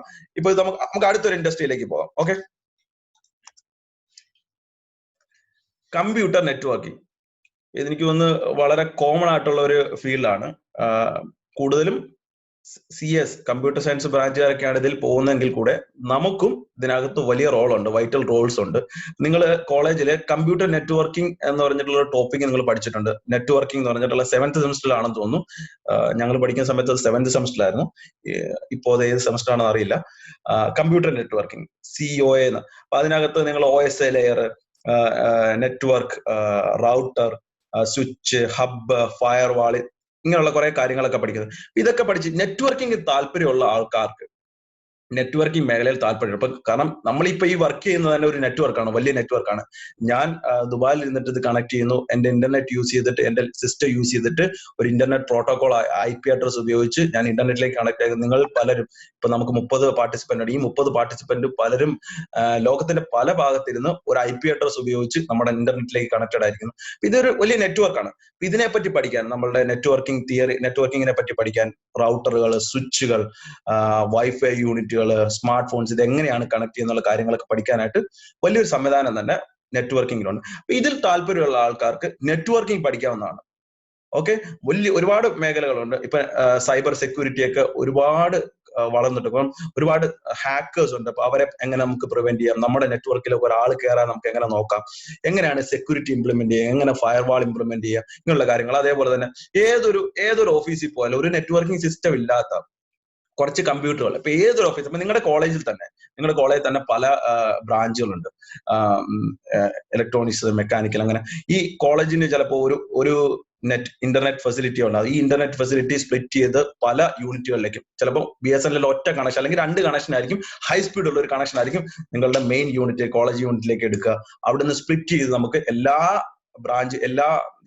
ബ്രാഞ്ചുകളിലേക്കും ഇന്റർനെറ്റ് കണക്ടിവിറ്റി കൊടുക്കണം. അവിടെ എല്ലാം വൈഫൈ കൊടുക്കണം, ക്യാൻറ്റീനിൽ വൈഫൈ, എല്ലായിടത്തും നമുക്ക് പുതിയ കണക്ഷൻ എടുക്കാൻ പറ്റില്ല. അപ്പൊ നമ്മൾ എന്ത് ചെയ്യും, ഒരു കണക്ഷൻ എടുത്തിട്ട് പല റൗട്ടറുകൾ, സ്വിച്ചുകൾ, മോഡംസ്, വൈഫൈ റൗട്ടേഴ്സ് ഒക്കെ വെച്ച് നമ്മൾ സ്പ്ലിറ്റ് ചെയ്ത് നെറ്റ്വർക്കിംഗ് ഉണ്ടാക്കാം. അപ്പൊ ഇതേപോലെ തന്നെ നെറ്റ്വർക്കിംഗ് എല്ലാ ഇൻഡസ്ട്രീസിലും നെറ്റ്വർക്കിംഗ് ഉണ്ട്. നെറ്റ്വർക്കിംഗ് ഇല്ലാത്ത ഒരു ഇൻഡസ്ട്രി, അപ്പൊ നിങ്ങൾക്ക് ചൂസ് ചെയ്യാൻ പറ്റുന്ന ഒരു ഫീൽഡാണ് കമ്പ്യൂട്ടർ നെറ്റ്വർക്കിംഗ്. ഇതിനകത്ത് ഒരുപാട് സ്പെഷ്യലൈസ്ഡ് ട്രെയിനിങ്ങുകളൊക്കെ നിങ്ങൾക്ക് അവൈലബിൾ ആണ്. ഇപ്പൊ സിസ്കോ എന്ന് പറയുന്ന ഒരു കമ്പനി ഉണ്ട്. Cisco one of the pioneer ആണ് നെറ്റ്വർക്കിംഗിൽ. അപ്പൊ നിങ്ങൾക്ക് താല്പര്യം ഉണ്ടെങ്കിൽ സിസ്കോയുടെ CCNA മുതൽ, സിസ്കോ സർട്ടിഫൈഡ് നെറ്റ്വർക്ക് അസോസിയേറ്റ് മുതൽ CCIE, CCNA, CCNB, CCIE expert വരെയുള്ള ലെവലിലേക്ക് പോകും. CCIE എന്നൊക്കെ പറയുന്നത് വളരെ വാല്യുബിൾ ആയിട്ടുള്ള സർട്ടിഫിക്കേഷൻ ആണ്. അത്ര എളുപ്പമല്ല കിട്ടാൻ. CCNA കഴിഞ്ഞ് നമ്മൾ കുറച്ചുനാൾ വർക്ക് ചെയ്ത ശേഷം മാത്രമേ ഈ സർട്ടിഫിക്കേഷൻ, വളരെ കോസ്റ്റ്ലി ആണ്. അവൈലബിൾ ആയിട്ട് അല്ലാത്ത അത്ര ചുരുക്കം ആൾക്കാരിൽ മാത്രമുള്ള ക്വാളിഫിക്കേഷൻ ആണ് CCIE എന്നൊക്കെ പറയുന്നത്. CCNAയും CCNB ഒക്കെ വളരെ കോമൺ ആണ്. CCIE കുറച്ച് ഒരുപാട് ആൾക്കാരിൽ ഇല്ലാത്ത ഒരു സർട്ടിഫിക്കേഷൻ ആണ്. അപ്പൊ ഇതൊക്കെ വെച്ചിട്ട് നിങ്ങൾക്ക് നെറ്റ്വർക്കിംഗ് മേഖലയിൽ താല്പര്യം, ചില ആൾക്കാർക്ക് ഈ ഒരു മേഖലയിൽ വളരെ ഇൻട്രസ്റ്റ് ആണ്. അപ്പൊ ഈ ഇൻട്രസ്റ്റ് ഉപയോഗിച്ച് നിങ്ങൾക്ക് നെറ്റ്വർക്കിംഗ് മേഖലയിൽ വർക്ക് ചെയ്യാൻ പറ്റും. ഇനി അടുത്തത് ട്രാൻസ്പോർട്ടേഷൻ ഫീൽഡ്. Okay, second.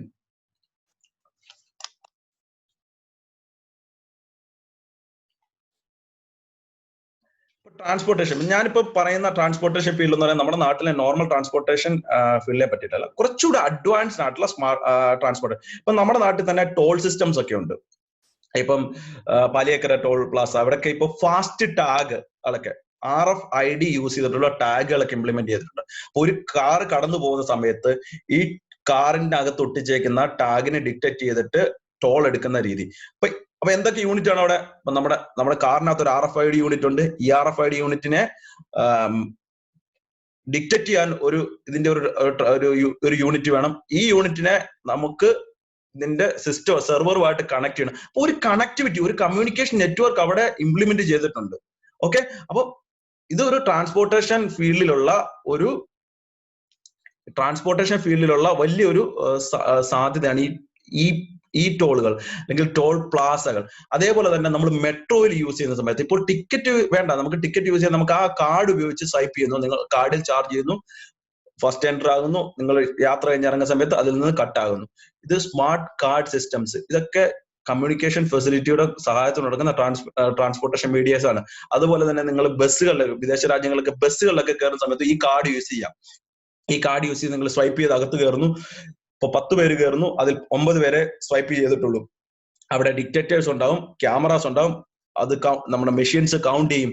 അകത്തോട്ട് 10 പേര് കയറിയിട്ടുണ്ട്, 9 പേരെ ടാഗ് ചെയ്തിട്ടുള്ളൂ. ഒരാൾ ടാഗ് ചെയ്തിട്ടില്ലെങ്കിൽ 2 സ്റ്റോപ്പ് കഴിയുമ്പോഴത്തേക്കും ചെക്കിംഗ് ഇൻസ്പെക്ടേഴ്സ് കയറും, നമുക്ക് ചിലപ്പോൾ ഫൈൻ കിട്ടും. അങ്ങനെയുള്ള ഫെസിലിറ്റി. അതേപോലെ തന്നെ എല്ലാ ബസ്സുകളിലും ട്രെയിനുകളിലൊക്കെ വൈഫൈ സിസ്റ്റംസ് ഉണ്ട്. അപ്പൊ ഞാൻ പറഞ്ഞു വരുന്നത്, ഈ മേഖലകളൊക്കെ, ഈ പറഞ്ഞ കാര്യങ്ങളൊക്കെ ഇംപ്ലിമെന്റ് ചെയ്യുന്നത് ഇലക്ട്രോണിക്സ് ആൻഡ് കമ്മ്യൂണിക്കേഷൻ എഞ്ചിനീയേഴ്സ് ആണ്. ഇനി എങ്ങനെ ഇവിടോട്ടൊക്കെ എത്തുന്നത്? ഈ വർക്കുകളൊക്കെ ഇപ്പൊ ട്രാൻസ്പോർട്ടേഷൻ മേഖലയിൽ മാത്രം കോൺസെൻട്രേറ്റ് ചെയ്യുന്ന, അവിടുത്തെ സിസ്റ്റംസ് മാത്രം ചെയ്യുന്ന കമ്പനികളുണ്ട്. ഓക്കെ, അതേപോലെ തന്നെ സ്പീഡ് ക്യാമറാസ്. ഇപ്പൊ നമ്മൾ ട്രാവൽ ചെയ്യുന്ന സമയത്ത് കെൽട്രോൺ ഒക്കെ ഇംപ്ലിമെന്റ് ചെയ്യുന്ന, നമ്മുടെ നാട്ടിൽ കെൽട്രോൺ ആണ് സ്പീഡ് ക്യാമറാസ് വെക്കുന്നത്. അപ്പൊ സ്പീഡ് ക്യാമറാസ് 2 യൂണിറ്റ് ഉണ്ട്, മെഷർമെന്റ് യൂണിറ്റ് ഉണ്ട്. ആ മെഷർ ചെയ്തിട്ട് നമ്മുടെ സ്പീഡ് മെഷർ ചെയ്തിട്ട് നമ്മുടെ ക്യാമറ ഫ്ലാഷ് ചെയ്ത് ആ ഇൻഫർമേഷൻസ് പോലീസിനോ ട്രാൻസ്പോർട്ടേഷൻ വകുപ്പിനോ നമുക്ക് എത്തിച്ചു കൊടുക്കും. ഓക്കെ, അപ്പൊ ഇത് ഒരു വലിയ മേഖലയാണ് ട്രാൻസ്പോർട്ടേഷൻ മേഖല. അപ്പൊ ഇവിടെ ഇപ്പം ഞാൻ പറഞ്ഞ ഒരു കമ്പനി, കെൽട്രോൺ പോലെ ഒരു കമ്പനി, അതേപോലെ തന്നെ പ്രൈവറ്റ് സെക്ടറിലും വർക്ക് ചെയ്യുന്ന കമ്പനികളുണ്ട്. അപ്പൊ കെൽട്രോണിൽ ഒരുപാട് പ്രോജക്റ്റുകൾ നമ്മുടെ നാട്ടിലെ റോഡ് RTOയ്ക്ക് വേണ്ടിയൊക്കെ ചെയ്തു കൊടുക്കുന്നുണ്ട്. അതേപോലെ തന്നെ റെയിൽവേ സിസ്റ്റംസ്, നമ്മുടെ റെയിൽവേ സിസ്റ്റംസില് സിഗ്നലിംഗ് സിസ്റ്റംസ് നിങ്ങൾ കണ്ടിട്ടുണ്ട്. റെയിൽവേ ട്രെയിനുകൾ എങ്ങനെയാണ് ട്രാവൽ ചെയ്യുന്നത്? സിഗ്നൽസിനെ ബേസ് ചെയ്തിട്ടാണ്. ചുമപ്പ് കത്തുന്നു, പച്ച കത്തുന്നു. അപ്പൊ ഈ ചുമപ്പും പച്ചയൊക്കെ കത്തുന്നത് നമ്മുടെ സ്റ്റേഷൻ മാസ്റ്റർ കൊടുക്കുന്ന ഒരു ഇൻഫർമേഷൻസിന്റെ ബേസിലാണ്. അപ്പൊ സ്റ്റേഷൻ മാസ്റ്റർ നമ്മുടെ സ്റ്റേഷൻ റൂമിൽ ഇരുന്ന് കൊടുക്കുന്ന ഇൻഫർമേഷൻ എങ്ങനെയാണ് ഈ ലൈറ്റുകളിലേക്ക് എത്തുന്നത്? So there is A communication channel in between this railway platform, railway station master control room and this signal lights. So അവിടെ ഒരു കമ്മ്യൂണിക്കേഷൻ ചാനൽ ഉണ്ട്. അപ്പൊ ഇതൊക്കെയാണ് ട്രാൻസ്പോർട്ടേഷൻ ഫീൽഡിലെ കമ്മ്യൂണിക്കേഷൻ ഫെസിലിറ്റീസ് എന്ന് പറയുന്നത്. അപ്പൊ നിങ്ങൾക്ക് സെർച്ച് ചെയ്ത് നോക്കിക്കഴിഞ്ഞാൽ ഇതൊക്കെ ചെയ്യുന്ന സ്പെഷ്യലൈസ്ഡ് കമ്പനികൾ തന്നെയുണ്ട്. നമ്മുടെ റെയിൽവേ ട്രാഫിക് സിസ്റ്റം ചെയ്യുന്ന സ്പെഷ്യലിസ്റ്റ്. അൽസ്റ്റോം എന്ന് പറയുന്നത് ഒരു ലോകോത്തര നിലവാരത്തിലുള്ള ഈ ട്രാൻസ്പോർട്ടേഷൻ മാത്രം ചെയ്യുന്ന ഒരു കമ്പനിയാണ്. അൽസ്റ്റോം ആണ് നമുക്ക് മെട്രോ ട്രെയിനൊക്കെ സപ്ലൈ ചെയ്തേക്കുന്നത്. അൽസ്റ്റോം തന്നെയാണ് നമ്മുടെ നാട്ടിലെ പല മെട്രോ യൂണിറ്റുകളും ഇംപ്ലിമെന്റ് ചെയ്യുന്നത്. അപ്പൊ ഇവരൊക്കെ പുതിയ പ്രോജക്റ്റുകൾ, മെട്രോ പ്രോജക്റ്റുകൾ ചെയ്യുന്ന സമയത്ത് ഇപ്പൊ നമ്മുടെ എല്ലാ സ്റ്റേറ്റുകളിലും ഇപ്പൊ മെട്രോ പ്രോജക്റ്റുകൾ വരുന്നുണ്ട്. ഈ മെട്രോ പ്രോജക്റ്റുകൾ വരുമ്പോൾ ആൾക്കാരെ ഹയർ ചെയ്യുന്ന സമയത്ത് ചിലപ്പോൾ ഡയറക്റ്റ് നമുക്ക് അൽസ്റ്റോമിലേക്ക് കയറണമെന്നുണ്ടെങ്കിൽ ചിലപ്പോൾ അവർ ചോദിക്കും ഈ മേഖലയിൽ 2 വർഷം എക്സ്പീരിയൻസ്. അപ്പൊ നമുക്ക് തുടക്കക്കാരെ സംബന്ധിച്ച് ഇല്ലാത്തവർ എന്താ ചെയ്യേണ്ടത്? അൽസ്റ്റോമിന്റെ വർക്ക് ചെയ്യുന്ന സബ് കോൺട്രാക്ടിങ് കമ്പനികൾ ഏതൊക്കെയാണ് സെർച്ച് ചെയ്ത് നോക്കുക. അവിടെ പോയി നിങ്ങൾക്ക് ട്രൈ ചെയ്യാം. അവിടെ പോയി ചെയ്യുന്ന സമയത്ത്, ഇന്റർവ്യൂ ചെയ്യുന്ന സമയത്ത് നിങ്ങൾ പരിശോധിക്കപ്പെടുന്ന കാര്യം എന്തൊക്കെ സ്കിൽസ് നിങ്ങൾക്ക് ഈ മേഖലയിലുണ്ട്. കമ്മ്യൂണിക്കേഷൻ, ട്രാൻസ്പോർട്ടേഷൻ കമ്മ്യൂണിക്കേഷൻ ഫെസിലിറ്റിയായിട്ട് ബന്ധപ്പെട്ട എന്തൊക്കെ. അപ്പം അവിടെ നിങ്ങളുടെ നെറ്റ്വർക്കിംഗ് സ്കില്ല് നോക്കും, നിങ്ങളുടെ കമ്മ്യൂണിക്കേഷൻ സ്കിൽസ് നോക്കും. കമ്മ്യൂണിക്കേഷൻ എന്ന് വെച്ചാൽ നിങ്ങളുടെ ടെക്നിക്കൽ നോളജ്, പിന്നെ നിങ്ങളുടെ കമ്മ്യൂണിക്കേഷൻ സ്കില്ല്, ആറ്റിറ്റ്യൂഡ്, കാര്യങ്ങളൊക്കെ നോക്കി നിങ്ങൾക്ക് ജോലി കിട്ടാം. ഓക്കെ, ഇത് ട്രാൻസ്പോർട്ടേഷൻ മേഖല. ഇനി നമുക്ക് വേറൊരു ഫീൽഡിലേക്ക് പോവാം. IoT, internet of thing. എനിക്ക് തോന്നുന്നു ഈ ഒരു ഫീൽഡില് നമുക്ക് അധികം ഒരു എക്സ്പ്ലനേഷന്റെ ആവശ്യം ഇല്ല എന്ന് തോന്നുന്നു. കാരണം IoT യൂസ് ചെയ്യാത്ത ആൾക്കാർ നമ്മുടെ ഇടയിലില്ല. ഇപ്പൊ നമ്മൾ ഈ സംസാരിച്ചുകൊണ്ടിരിക്കുന്നത് തന്നെ ഇന്റർനെറ്റ് ഓഫ് തിങ്സ്, ഇന്റർനെറ്റിന്റെ ഒരു വലിയ ആപ്ലിക്കേഷനിൽ കൂടെയാണ്.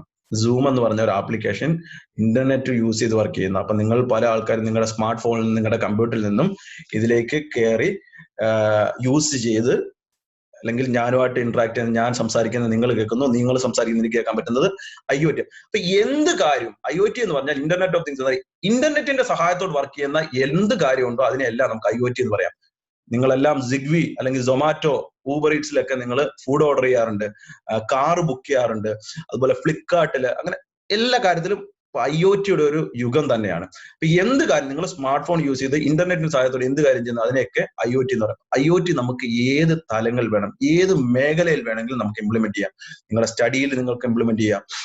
നിങ്ങളുടെ വീട്ടിൽ ലെറ്റ്സ് സേ നിങ്ങളുടെ വീട്ടിൽ എയർ കണ്ടീഷനിങ് സിസ്റ്റംസ് ഉണ്ട്, ലൈറ്റിംഗ് ഉണ്ട്, മോട്ടറുകളുണ്ട്, വേറെ എന്തൊക്കെയാണ്, വേറെ പ്ലംബിങ്ങിന്റെ ആക്സസറീസ് ഉണ്ട്. എല്ലാ ആക്സസറീസിനെ നമുക്ക് ഒരു സിംഗിൾ യൂണിറ്റ് വെച്ചിട്ട് ലെറ്റ്സ് സേ നിങ്ങളുടെ വീട്ടിലെ ഈ യൂണിറ്റുകളെല്ലാം നിങ്ങൾ ഒരു പ്രോഗ്രാമർ ലോജിക്കിന്റെ PLC ഉപയോഗിച്ചിട്ട് നിങ്ങൾ കൺട്രോൾ ചെയ്യുന്നു. ഈ PLC-യെ നിങ്ങൾ ഇന്റർനെറ്റിലേക്ക് കണക്ട് ചെയ്യിക്കുന്നു.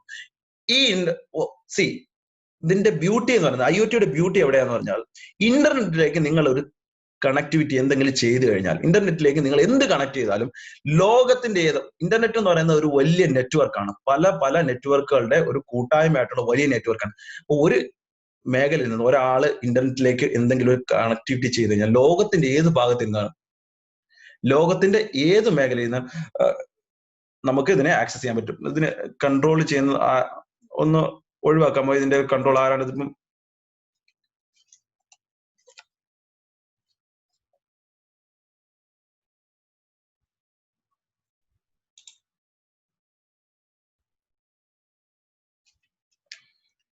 ഓക്കെ. അപ്പൊ ഈ മേഖലയിലെല്ലാം നമുക്ക് IoT ഇംപ്ലിമെന്റ് ചെയ്യാൻ പറ്റും. ഒരു സെക്കൻഡ്.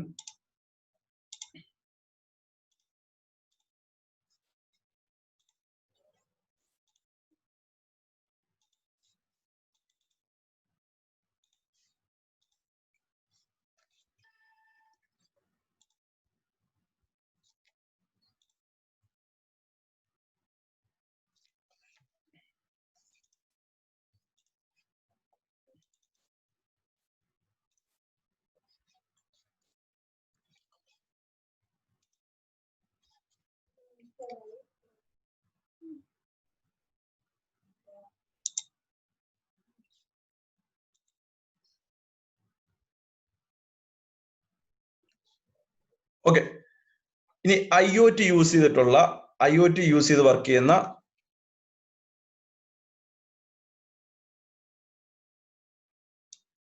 കുറച്ച് ഇൻഡസ്ട്രീസിനെ നമ്മൾ പരിചയപ്പെടുത്താണ്. ഇപ്പൊ ഏത് ഇൻഡസ്ട്രിയെ വേണമെങ്കിലും നമുക്ക് ഇന്റർനെറ്റിന്റെ സഹായത്തോടെ നമുക്ക് ചലിപ്പിക്കാൻ പറ്റുന്നതാണ്. നമ്മളിപ്പോ പറഞ്ഞ സ്മാർട്ട് ഹോം ആയിക്കോട്ടെ, സ്മാർട്ട് പാർക്കിംഗ് ആയിക്കോട്ടെ, അല്ലെങ്കിൽ സ്മാർട്ട് ഹോസ്പിറ്റൽസ് ആയിക്കോട്ടെ, ട്രാഫിക് സിസ്റ്റംസ്, എന്തിനെ നമുക്ക് ഇന്റർനെറ്റിന്റെ സഹായത്തോടെ എന്ത് കാര്യത്തെ ഇന്റർനെറ്റുമായിട്ട് കണക്ട് ചെയ്താൽ അതൊരു IoT സിസ്റ്റം ആയിട്ട് മാറും. ഓക്കെ. അപ്പൊ ഈ ഒരു മേഖലയിൽ IoT അല്ലെങ്കിൽ ആർട്ടിഫിഷ്യൽ ഇന്റലിജൻസ് എന്ന് പറയുന്ന ഒരു മേഖലയിൽ ഒരുപാട് സാധ്യതകൾ ഇനി വരാൻ പോകുന്ന സമയത്ത്. അപ്പൊ നിങ്ങൾക്ക് അറിഞ്ഞിരിക്കേണ്ടത് എന്താണ് IoT, എന്തൊക്കെയാണ് ഇതിന്റെ ബേസിക് കാര്യങ്ങൾ. ഒരു IoT ബേസ്ഡ് ഉള്ള സിസ്റ്റം, നിങ്ങളൊക്കെ പല ആൾക്കാർ ഇപ്പൊ പ്രൊജക്ട് ഒക്കെ ചെയ്യുന്നുണ്ട്, IoT ബേസ്ഡ് പ്രോജക്റ്റ് ഒക്കെ ചെയ്യുന്നുണ്ടാവും. എന്തെങ്കിലും ഒരു സിസ്റ്റത്തെ കണക്ട് ചെയ്തുകൊണ്ട് അല്ലെങ്കിൽ അതിന് ഇന്റർനെറ്റുമായിട്ട് കണക്ട് ചെയ്തുകൊണ്ട് ലോകത്തുള്ള എവിടെ നിന്നുള്ള ആൾക്കാർക്ക് ആക്സസ് ചെയ്യുന്ന രീതിയിലൊക്കെ ആക്കിക്കൊണ്ട് IoT-യുടെ ബ്യൂട്ടി. അപ്പൊ IoT ഇത്ര കോമൺ ആകാൻ തന്നെ ഉള്ള പ്രധാനപ്പെട്ട കാരണം എന്ന് പറയുന്നത് ലോകത്ത് എവിടെ നിന്നുള്ള ആൾക്കാർക്കും ഇതിനെ ആക്സസ് ചെയ്യാൻ പറ്റും എന്നുള്ള ഒരു ഇമ്പോർട്ടന്റ് തിങ് ആണ്. ഓക്കെ. അടുത്തത് നിങ്ങൾക്ക് എല്ലാവർക്കും അറിയാവുന്ന മേഖലയാണ്. ഇത് ഒരുപാട് എക്സ്പ്ലനേഷന്റെ ഒന്നും ആവശ്യമില്ല.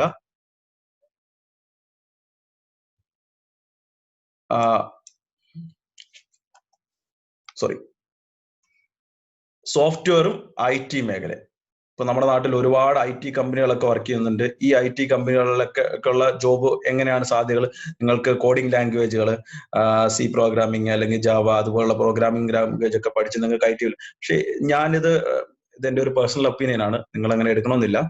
ഞാൻ ഈ മേഖല അധികം ചോദിച്ചു കാരണം ഇത് ഒരുപാട് ആൾക്കാർ വർക്ക് ചെയ്യുന്നുണ്ടെങ്കിൽ പോലും എല്ലാ ആൾക്കാർക്കും, ഇപ്പൊ പെൺകുട്ടികൾക്കൊക്കെ ഒരു നല്ല മേഖലയാണ് ഇത് ചൂസ് ചെയ്യാൻ. പക്ഷെ ഇതിന്റെ ഒരു പ്രോബ്ലം എന്ന് ഞാൻ പറയത്തില്ല, അതിന്റെ ഒരു ഡ്രോബാക്ക് എന്ന് അങ്ങനെ പറയാൻ പറ്റില്ല. ഞാൻ ഏത് ബ്രാഞ്ചിൽ പഠിച്ച ഒരാളെയും നമുക്ക് IT-യിലേക്ക് കൺവേർട്ട് ചെയ്യാൻ പറ്റും. കാരണം IT-യിൽ നിങ്ങൾ വർക്ക് ചെയ്യാൻ പോകുമ്പോൾ അല്ലെങ്കിൽ സോഫ്റ്റ്വെയർ നിങ്ങൾ വർക്ക് ചെയ്യാൻ പോകുന്ന സമയത്ത് നിങ്ങളുടെ ബേസിക് സ്കില്ല്, നിങ്ങൾക്ക് ഒരു ആപ്റ്റിറ്റ്യൂഡ് ഉണ്ടെന്നുണ്ടെങ്കിൽ അവർക്ക് ഇപ്പൊ TCS ഹയർ ചെയ്യുന്ന സമയത്ത് അല്ലെങ്കിൽ ഇൻഫോസിസ് ഹയർ ചെയ്യുന്ന സമയത്ത് അല്ലെങ്കിൽ കോഗ്നിസന്റ് ഹയർ ചെയ്യുന്ന സമയത്ത് അവർക്ക് നിങ്ങളുടെ ഏത് ബ്രാഞ്ചുള്ള ആരെ കിട്ടിയാലും കുഴപ്പമില്ല. നിങ്ങൾക്ക് ആപ്റ്റിറ്റ്യൂഡും സ്കില്ലും ഉണ്ടെന്നുണ്ടെങ്കിൽ അവരെന്ത് ചെയ്യും? അവർക്ക് വേണ്ട കാര്യങ്ങൾ നിങ്ങളെ പഠിപ്പിച്ച് നിങ്ങളെ കൊണ്ട് വേണ്ട പാർട്ട് പ്രോജക്റ്റ് നിങ്ങളെ കൊണ്ട് ചെയ്യിപ്പിച്ചെടുക്കും. അപ്പൊ നമ്മുടെ ഒരു കോർ ഫീൽഡ്, ഇപ്പൊ ചില ആൾക്കാർക്ക് കോർ ഫീൽഡിൽ തന്നെ വർക്ക് ചെയ്യണം. അപ്പൊ ഞാൻ ഗ്രാജുവേഷൻ കഴിയുന്ന സമയത്ത് ഞാൻ തീരുമാനിച്ചാണ് കോർ ഫീൽഡിൽ അല്ലാതെ വേറെ വർക്ക് ചെയ്യത്തില്ല, എനിക്ക് കമ്മ്യൂണിക്കേഷൻ ഫീൽഡിൽ തന്നെ വർക്ക് ചെയ്യണം. ആ ഒരു ആഗ്രഹം വെച്ചിട്ടാണ് ഞാൻ അത് സെർച്ച് ചെയ്ത് ആ ഒരു മേഖലയിലേക്ക് തിരിഞ്ഞു. അപ്പൊ അങ്ങനെയുള്ള ആൾക്കാർക്ക് ചിലപ്പോൾ ഇത് കുറച്ച് ബോറിംഗ് ആയിട്ട് തോന്നും. ഇല്ലാത്ത ആൾക്കാർക്ക്, ചില ആൾക്കാർ വളരെ താല്പര്യത്തോടെ IT ആൻഡ് സോഫ്റ്റ്വെയർ IT എടുത്ത് ആപ്പ് ഡെവലപ്മെന്റും കാര്യങ്ങളൊക്കെ ആയിട്ട് പോകുന്നുണ്ട്. നല്ല ഫീൽഡൊക്കെ തന്നെയാണ്, വളരെ നല്ല ഫീൽഡൊക്കെ തന്നെയാണ്. ഓക്കെ, അപ്പൊ ഞാൻ എനിക്ക് തോന്നുന്നു സോഫ്റ്റ്വെയറിനെ പറ്റി നിങ്ങൾക്ക് ഏകദേശം എല്ലാവർക്കും നല്ല ധാരണയുണ്ട്. എങ്ങനെയാണ് അവിടുത്തെ ജോബ് സാധ്യതകളും എങ്ങനെയാണ് അവിടേക്ക് എത്തപ്പെടുന്നുള്ള കാര്യങ്ങളൊക്കെ. അപ്പൊ വലിയ എക്സ്പ്ലനേഷന്റെ ആവശ്യം ഇല്ലെന്ന് തോന്നുന്നു. ഓക്കെ, ഇനി നമ്മൾ ഇത്രയും മേഖലകൾ പരിചയപ്പെട്ടു. ഇനി നമുക്ക് വേണ്ട കുറച്ച് സ്കില്ലുകളെ പറ്റിയിട്ടാണ് പറയുന്നത്. നമ്മൾ ഇത്രയും പറഞ്ഞ ടെക്നിക്കലി ഫിറ്റ് ആകുക, എങ്ങനെയാണ് നമ്മൾ ടെക്നിക്കലി ഫിറ്റ് ആകുക എന്നുള്ള കാര്യത്തെ പറ്റിയാണ്. നിങ്ങൾ എത്ര പേർക്ക് മൈക്രോസോഫ്റ്റ് ഓഫീസ് ഉപയോഗിക്കാൻ അറിയാം?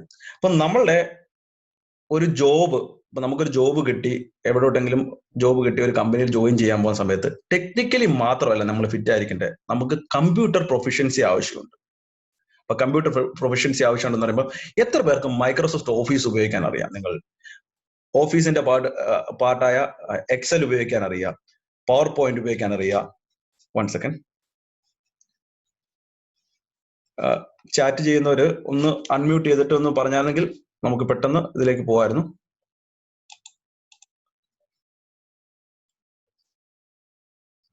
ഓക്കെ, ഒരാൾ ബെസ്റ്റ് സ്പെഷ്യലിസ്റ്റ് ചോദിക്കും. നമുക്ക് അതിലേക്ക് വരാം. നമുക്ക് ലാസ്റ്റ് ഒരു ക്വസ്റ്റ്യൻ ആൻസർ സെഷൻ്റെ വരാം. ഇതൊന്ന് കംപ്ലീറ്റ് ചെയ്തിട്ട് നമുക്ക് വരാം, അല്ലെങ്കിൽ ആ ഒരു കണ്ടിന്യൂറ്റി മിസ്സാകും.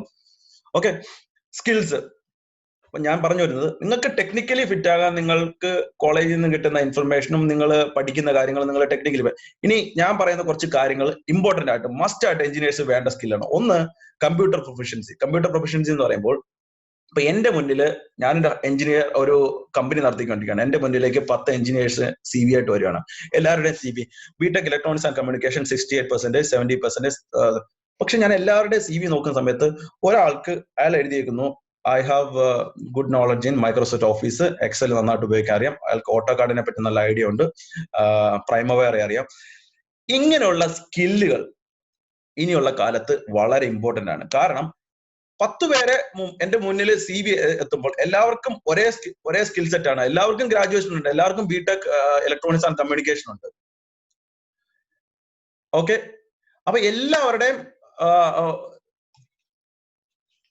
CV ഏകദേശം ഒരുപോലെ ഇരിക്കും. അപ്പൊ ഞാൻ ആർക്ക് ജോലി കൊടുക്കുമ്പോൾ ഞാൻ എന്താ ചോദിക്കുക, സർവൈവൽ ഓഫ് ദ ഫിറ്റസ്റ്റ് എന്നുള്ള ഫിനോമിന യൂസ് ചെയ്തിട്ട് ഏറ്റവും ബെസ്റ്റ് ആയിട്ട്, ഏറ്റവും ഒരുപാട് സ്കിൽസ് ഉള്ള ഒരാള്, ടെക്നിക്കലി ഫിറ്റും അവർക്ക് കമ്പ്യൂട്ടർ സ്കില്ലുള്ള ഒരാളെ ഞാൻ ചൂസ് ചെയ്യാൻ നോക്കും. അപ്പൊ ഇനിയുള്ള കാലത്ത് നിങ്ങളുടെ സ്കില്ലുകൾ വർദ്ധിക്കുക. അതിൽ ഇമ്പോർട്ടന്റ് ആഡ് ചെയ്യേണ്ട ഒരു സ്കില്ലാണ്, നിങ്ങളുടെ സ്കില്ലാണ് കമ്പ്യൂട്ടർ പ്രൊഫഷ്യൻസി. കമ്പ്യൂട്ടർ നന്നായിട്ട് Microsoft office, excel, word, PowerPoint. അപ്പൊ നിങ്ങളൊരു കമ്പനിയിൽ ആദ്യമായിട്ട് ചെല്ലുന്ന സമയത്ത് അവർ നിങ്ങളോട് ആദ്യമേ പറയാ, ഓക്കെ നിങ്ങൾ പോയി ഒരു കമ്മീഷനിങ് ചെയ്യാനല്ല, അല്ലെങ്കിൽ നിങ്ങൾ പോയി ഒരു വലിയ നെറ്റ്വർക്ക് ഡിസൈൻ ചെയ്യാനല്ല, നിങ്ങളോട് ചിലപ്പോൾ ആവശ്യപ്പെടുക നിങ്ങളുടെ റിപ്പോർട്ട് പ്രിപ്പയർ ചെയ്യുക, വേർഡിൽ ഒരു റിപ്പോർട്ട് പ്രിപ്പയർ ചെയ്യുക, ഒരു ഷെഡ്യൂൾ പ്രിപ്പയർ ചെയ്യുക, എക്സൽ ഷീറ്റ് ഉപയോഗിച്ചിട്ട് ഷെഡ്യൂൾ പ്രിപ്പയർ ചെയ്യുക, അല്ലെങ്കിൽ ഒരു മാത്തമാറ്റിക്കൽ ഫോർമുല, ഒരു എക്സൽ ഷീറ്റ് ഉപയോഗിച്ച് നിങ്ങളൊരു ഫോർമുല പ്രിപ്പയർ ചെയ്യുക, ഒരു ചാർട്ട് പ്രിപ്പയർ ചെയ്യുക. ഇങ്ങനെയുള്ള കാര്യങ്ങൾ. അപ്പൊ ഇങ്ങനെയുള്ള കാര്യങ്ങൾ ഉറപ്പായിട്ട് നിങ്ങളെ ടെസ്റ്റ് ചെയ്യപ്പെടും. അപ്പൊ നിങ്ങൾക്ക് അറിയില്ല എന്ന് പറയുന്നത് വളരെ മോശമാണ്. അതുകൊണ്ട് നിങ്ങൾ എല്ലാവരും മൈക്രോസോഫ്റ്റ് ഓഫീസ് ഒരു ഇമ്പോർട്ടന്റ് ടൂളാണ്. ഫസ്റ്റ് സ്റ്റാർട്ട് ചെയ്യുന്ന മൈക്രോസോഫ്റ്റ് ഓഫീസ് ആണ്. പിന്നെ നിങ്ങൾക്ക് പഠിക്കാവുന്ന ടൂളുകളാണ് ഓട്ടോകാഡ്, നിങ്ങൾക്ക് പഠിക്കാവുന്ന ടൂളുകളാണ്. പല കമ്പനികളിൽ നിങ്ങൾ ചെല്ലുന്ന സമയത്ത് അത്യാവശ്യം മതി, നിങ്ങൾക്ക് ഒരുപാട് മാസ്റ്റർ ആകണ്ട, അത്യാവശ്യം ടൂളുകളൊക്കെ ഉപയോഗിക്കുക, അത്യാവശ്യം നിങ്ങൾക്ക് അതിനുള്ള ഒരു ഗ്രാസ്പിംഗ് പവർ ഉണ്ടാക്കുക. ഓക്കെ, ഓട്ടോകാഡ് ഉപയോഗിക്കാൻ പഠിക്കുക.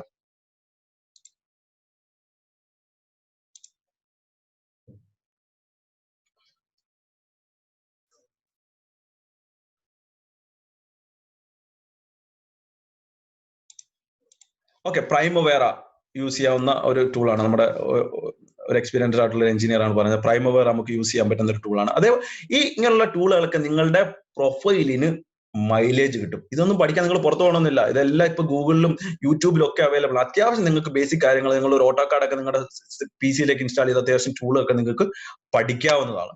ഓക്കെ, ഇങ്ങനെയുള്ള നിങ്ങളെ സ്കിൽ സെറ്റ് ഇംപ്രൂവ് ചെയ്യുന്നത് നിങ്ങളുടെ പ്രൊഫൈലിൽ എപ്പോഴും നല്ല. ടെക്നിക്കലി നിങ്ങൾ കോളേജിൽ നിന്ന് ഫിറ്റായി, പിന്നെ നിങ്ങൾക്ക് ഏത് ഫീൽഡിലേക്കാണോ വർക്ക് ചെയ്യാൻ പോകുന്നത് അതിനെപ്പറ്റിയുള്ള പഠിത്തം പഠിച്ചു, പിന്നെ നിങ്ങൾ നിങ്ങളുടെ പ്രൊഫൈല് ഇംപ്രൂവ് ചെയ്യേണ്ടത് നിങ്ങളുടെ സ്കില്ല് വർദ്ധിപ്പിച്ചിട്ടായിരിക്കണം. ഓക്കെ, ഇനി നിങ്ങൾക്ക് സ്കില്ലും ആയി കഴിഞ്ഞു. ഇനി എങ്ങനെയാണ് ജോബ് നിങ്ങൾ സെർച്ച് ചെയ്യുക എന്നുള്ളത്? എങ്ങനെയാണ് നിങ്ങൾ ജോബ് ചെയ്യുക?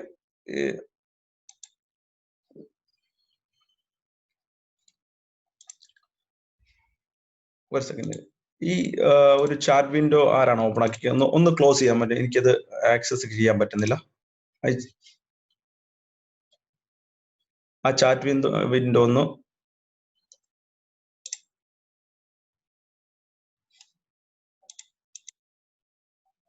ഈ ഒരു ചാറ്റ് വിൻഡോ ആരാണോ ഓപ്പൺ ആക്കി വെച്ചേക്കുന്നത് ഒന്ന് ക്ലോസ് ചെയ്യാമോ ഈ ചാറ്റ് വിൻഡോ?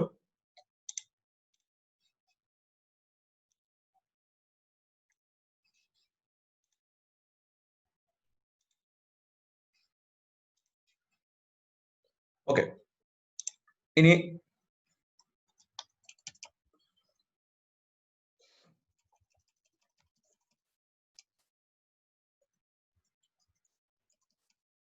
സ്കിൽസിനെ പറ്റി പറഞ്ഞു. നമ്മളിനി എങ്ങനെയാണ് ജോബ് സെർച്ചിന് ആവശ്യമായിട്ടുള്ള അടുത്തൊരു ഇമ്പോർട്ടന്റ് കാര്യമാണ് പ്രൊഫഷണൽ CV. അപ്പൊ നിങ്ങൾക്ക് എല്ലാവർക്കും ബയോഡേറ്റ ഉണ്ടാവും, കരിക്കുലം വിറ്റ ഉണ്ടാവും. ഓക്കെ, എങ്ങനെയാണ് നല്ലൊരു പ്രൊഫഷണൽ CV പ്രിപ്പയർ ചെയ്യുന്നത്? അപ്പൊ ഞാനിപ്പോ പറയും, നിങ്ങളെല്ലാം 4th ഇയർ സ്റ്റുഡൻസ് ആണ്. 4th ഇയർ കഴിയുമ്പോൾ നിങ്ങൾ ജോബിന് ട്രൈ ചെയ്യുന്നു. നിങ്ങൾ IT കമ്പനി നിങ്ങൾ ജോബിന് പോകുന്ന സമയത്തുള്ള CV പറ്റി അല്ല ഞാൻ പറയുന്നത്. IT കമ്പനി നിങ്ങൾക്ക് ജോബിന് പോകുന്ന സമയത്ത് അവർ നിങ്ങളുടെ +2ന്റെ പെർസെന്റേജ്, നിങ്ങളുടെ അതുവരെയുള്ള സെമസ്റ്റർ പെർസെന്റേജ് ഒക്കെ ചോദിക്കും. ഞാൻ അതിനെപ്പറ്റി അല്ല പറയുന്നത്. ഞാൻ ഡിസ്കസ് ചെയ്യുന്നത് ആഫ്റ്റർ നിങ്ങളുടെ ഗ്രാജുവേഷൻ. മീൻസ് നിങ്ങളുടെ ഗ്രാജുവേഷൻ കഴിഞ്ഞിട്ട് IT ഇതര മേഖലകളിൽ നിങ്ങൾ ജോലിക്ക് പോകും ട്രൈ ചെയ്യുന്ന സമയത്ത് നിങ്ങളുടെ പ്രൊഫഷണൽ CVക്ക് അത് ഉണ്ടായിരിക്കേണ്ട കാര്യങ്ങളെ പറ്റിയാണ്. പല ആൾക്കാരുടെ CV എന്റെ മുന്നിൽ എത്തുന്ന സമയത്ത്, നമ്മൾ റിവ്യൂ ചെയ്യാൻ വേണ്ടിയൊക്കെ എത്തുന്ന സമയത്ത് പല ആൾക്കാരുടെ CV കാണുന്ന 1-2 ചെറിയ മിസ്റ്റേക്കുകളാണ്, വലുതല്ല, ചെറിയ മിസ്റ്റേക്കുകളാണ് ഞാൻ പറയുന്നത്. എല്ലാ ആൾക്കാരും നിങ്ങളുടെ CVക്കകത്ത് നിങ്ങളുടെ SSLCയുടെ മാർക്കും +2ന്റെ മാർക്കും ഡിഗ്രിയുടെ മാർക്കും എല്ലാം ഇറ്റ് ഈസ് അണ്ടർസ്റ്റുഡ്. നിങ്ങൾക്ക് ഗ്രാജുവേഷൻ ഉണ്ടെങ്കിൽ നിങ്ങൾക്ക് +2 ഡിഗ്രി SLC ഒക്കെ ഉണ്ടെന്ന് ഒരു നിങ്ങളുടെ CV വായിക്കുന്ന ഒരാൾക്കും നിങ്ങൾക്ക് +2ന് എത്ര മാർക്ക് കിട്ടി, 10ാം ക്ലാസ്സിൽ എത്ര മാർക്ക് കിട്ടി എന്നൊന്നും അറിയണ്ട. അവിടെ അറിയേണ്ടത് നിങ്ങൾക്ക് ഗ്രാജുവേഷൻ ഉണ്ടോ, ഗ്രാജുവേഷന് ശേഷം എന്തൊക്കെ സ്കില്ല് നിങ്ങൾക്ക് അറിയാം. അപ്പൊ അതേപോലെ നിങ്ങൾക്ക് എക്സ്പീരിയൻസ് എന്തെങ്കിലും ഉണ്ടോ. ഫസ്റ്റ് ഓഫ് ഓൾ ആർക്കെങ്കിലും എക്സ്പീരിയൻസ് ആകുകയാണെങ്കിൽ ഫസ്റ്റ് നിങ്ങളുടെ കാണേണ്ട നിങ്ങളുടെ ക്രെഡൻഷ്യലിന് ശേഷം എക്സ്പീരിയൻസ് മെൻഷൻ ചെയ്യുക, ദെൻ നിങ്ങളുടെ സ്കില്ലുകൾ മെൻഷൻ ചെയ്യുക, then you can mention your education qualification, only the higher qualification. നിങ്ങൾക്ക് BTechഉം MTechഉം ഉണ്ടെങ്കിൽ, മാസ്റ്റർ ഡിഗ്രി ഉണ്ടെങ്കിൽ രണ്ടും മെൻഷൻ ചെയ്യുന്നത്. കാരണം രണ്ടും ചിലപ്പോൾ നമ്മൾ 2 ഡൊമൈൻ, ഇലക്ട്രോണിക്സ് ആൻഡ് കമ്മ്യൂണിക്കേഷനിലായിരിക്കും BTech എടുക്കുന്നത്, ചിലപ്പോൾ MTech എടുക്കുന്നത് പവർ ഇലക്ട്രോണിക്സിൽ. ഇപ്പൊ രണ്ടും 2 കാര്യങ്ങൾ, അപ്പൊ അത് രണ്ടും മെൻഷൻ ചെയ്യാം.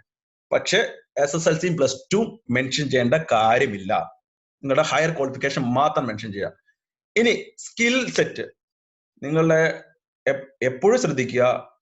ഞാൻ വീണ്ടും പറയുന്നു, IT-യിൽ സബ്മിറ്റ് ചെയ്യേണ്ട അല്ലെങ്കിൽ അങ്ങനെ പോകുമ്പോഴുള്ള CV പറ്റി അല്ല പറയുന്നത്. പിന്നുള്ള CVക്കകത്ത് നിങ്ങളുടെ hobbies, playing cricket, surfing video, അങ്ങനെയുള്ള കാര്യങ്ങളൊന്നും എഴുതേണ്ട കാര്യങ്ങൾ.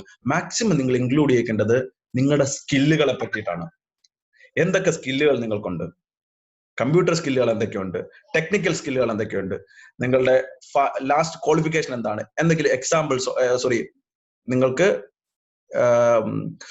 എക്സ്പീരിയൻസ് എന്തെങ്കിലും ഉണ്ടോ, ആ കാര്യങ്ങളൊക്കെയാണ് മെൻഷൻ ചെയ്യേണ്ടത്. അപ്പം ഈ ഒരു കാര്യം നിങ്ങൾ ക്ലിയർ ആയിട്ട് മനസ്സിൽ വെച്ചോ. അതേപോലെ തന്നെ ലെറ്റ്സ് സേ നിങ്ങളൊരു ELV എഞ്ചിനീയർ ജോബിനാണ് അപ്ലൈ ചെയ്യുന്നത്. ലെറ്റ്സ് സേ നമ്മൾ ELV എഞ്ചിനീയർ എന്താണെന്ന് അറിയാലോ, നമ്മൾ കൺസ്ട്രക്ഷൻ ഫീൽഡുമായിട്ട് ബന്ധപ്പെട്ടുള്ള ഇലക്ട്രോണിക് ELV. ഇപ്പൊ ഞാനൊരു ELV ഒരു കൺസ്ട്രക്ഷൻ കമ്പനി നടത്തുന്ന ഒരാളാണ്. അപ്പൊ എന്റെ അടുത്താണ് നിങ്ങൾ ഇന്റർവ്യൂവിന് വരുന്നത്. നിങ്ങൾ നിങ്ങളുടെ CVക്കകത്ത് ഉൾപ്പെടുത്തേണ്ട കാര്യങ്ങൾ ELV റിലേറ്റഡ് ആയിട്ടുള്ള കാര്യങ്ങളായിരിക്കും. ഇപ്പൊ CCTVയെ പറ്റി, ആക്സസ് കൺട്രോളിനെ പറ്റി, ഫയർ അലാമിനെ പറ്റി.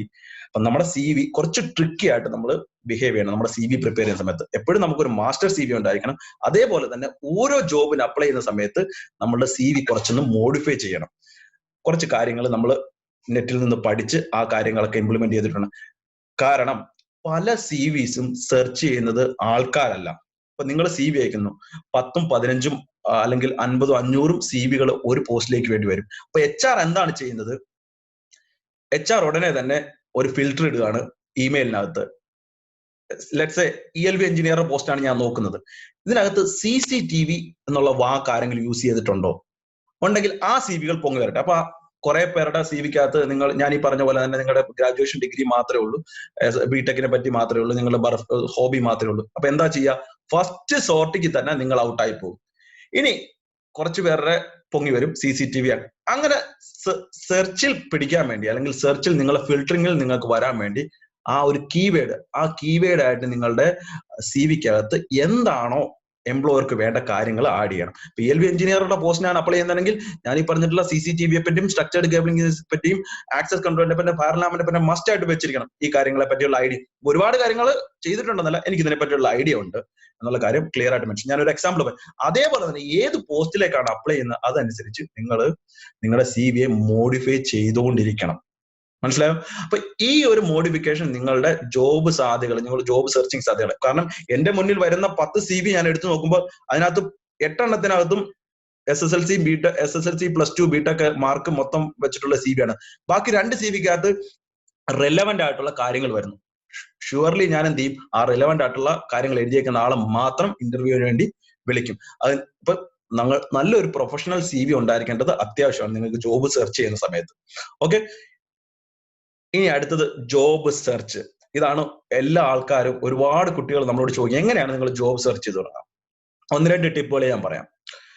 ജോബ്, നിങ്ങൾ ഗ്രാജുവേഷൻ കഴിഞ്ഞു, ഞാൻ ഈ പറഞ്ഞ പോലെ തന്നെ നിങ്ങളുടെ സ്കിൽ ഇമ്പ്രൂവ് ചെയ്തു, നിങ്ങളുടെ കമ്പ്യൂട്ടർ പ്രൊഫഷൻസി ഇമ്പ്രൂവ് ചെയ്ത്, ഇതെല്ലാം നല്ല പ്രൊഫഷണൽ CV ഉണ്ടാക്കി. ഇനി നമുക്ക് അപ്ലൈ ചെയ്ത് തുടങ്ങണം. അങ്ങനെ ഫസ്റ്റ് ആയിട്ട് ഞാൻ പറയുന്ന ഒരു വഴി എന്ന് പറഞ്ഞാൽ കഴിവത് നിങ്ങളുടെ സുഹൃത്തുക്കൾ, നിങ്ങളുടെ റിലേറ്റീവ്സ്, അങ്ങനെയുള്ള ആൾക്കാരെയൊക്കെ കോണ്ടാക്ട് ചെയ്തിട്ട്, ഒരു സെക്കൻഡ്,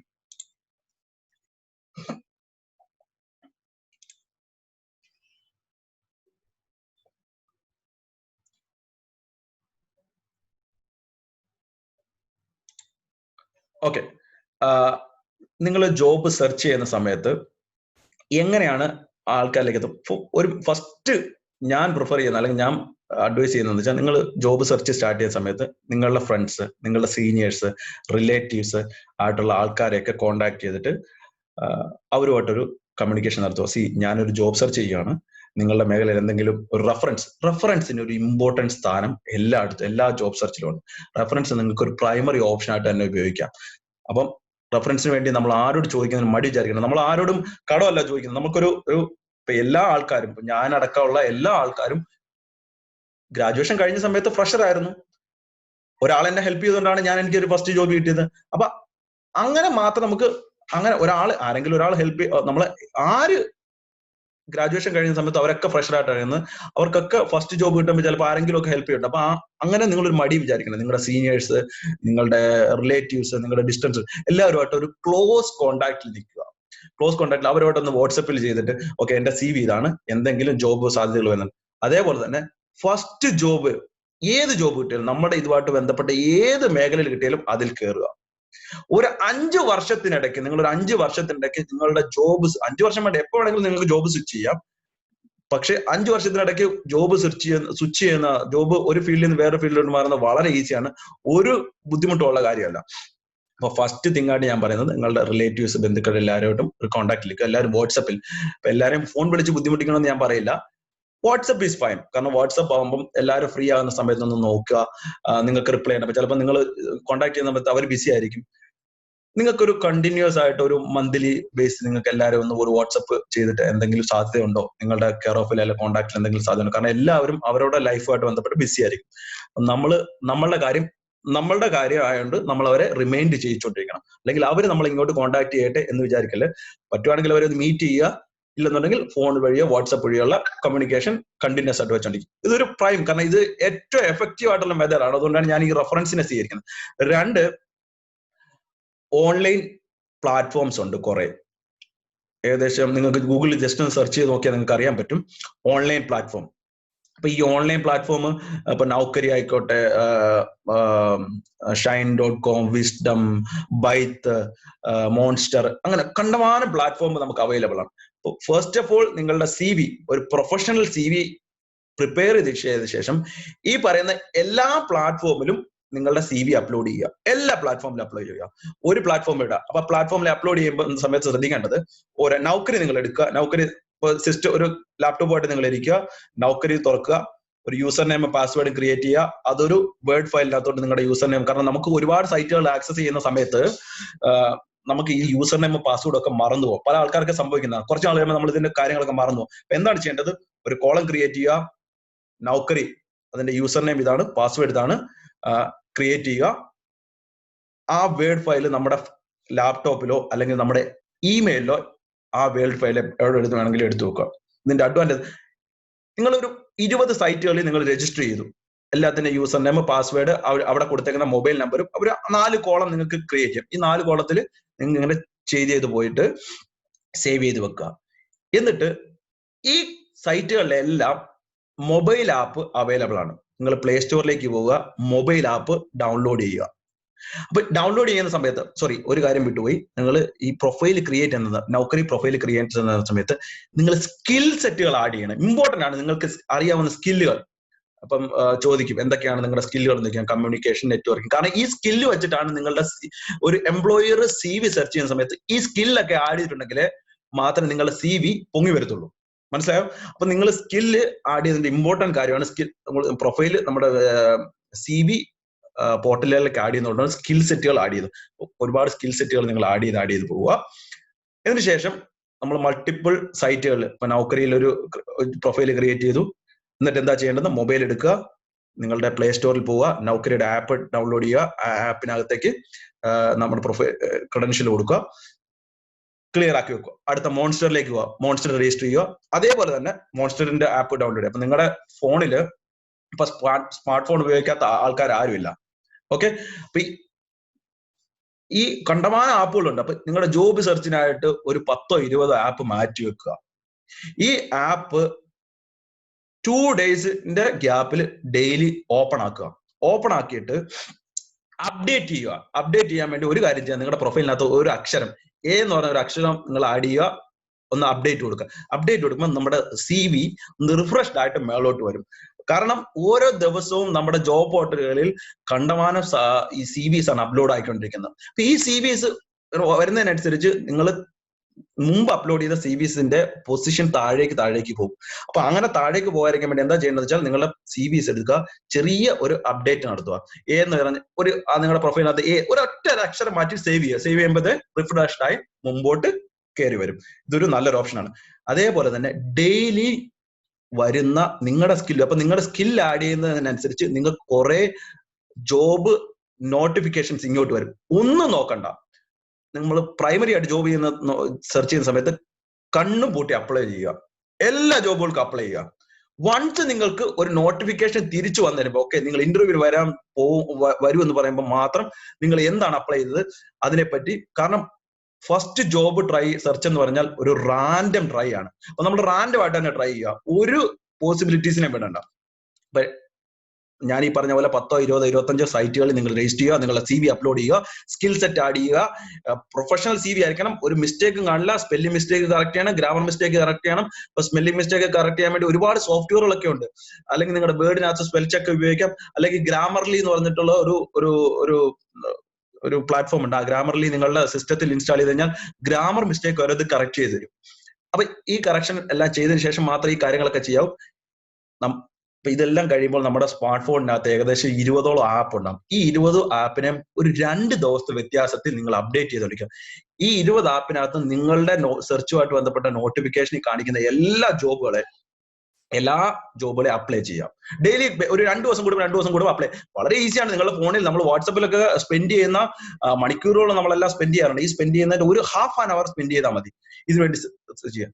ഇതൊരു രണ്ടാമത്തെ മെത്തേഡ്. ഇനി മൂന്നാമത്തെ ഒരു മെത്തേഡ് എന്ന് പറയുന്നത് പത്രങ്ങൾ, അതേപോലെ ഓൺലൈൻ പ്ലാറ്റ്ഫോംസിലൊക്കെ ഒരുപാട് അഡ്വർടൈസ്മെന്റ്സ് വരാറുണ്ട്. ഈ അഡ്വർടൈസ്മെന്റ്സ് വരുന്നവരൊക്കെ ഇമെയിലും മൊബൈൽ നമ്പറും ഒക്കെ നിങ്ങൾ എന്താ ചെയ്യേണ്ടത്?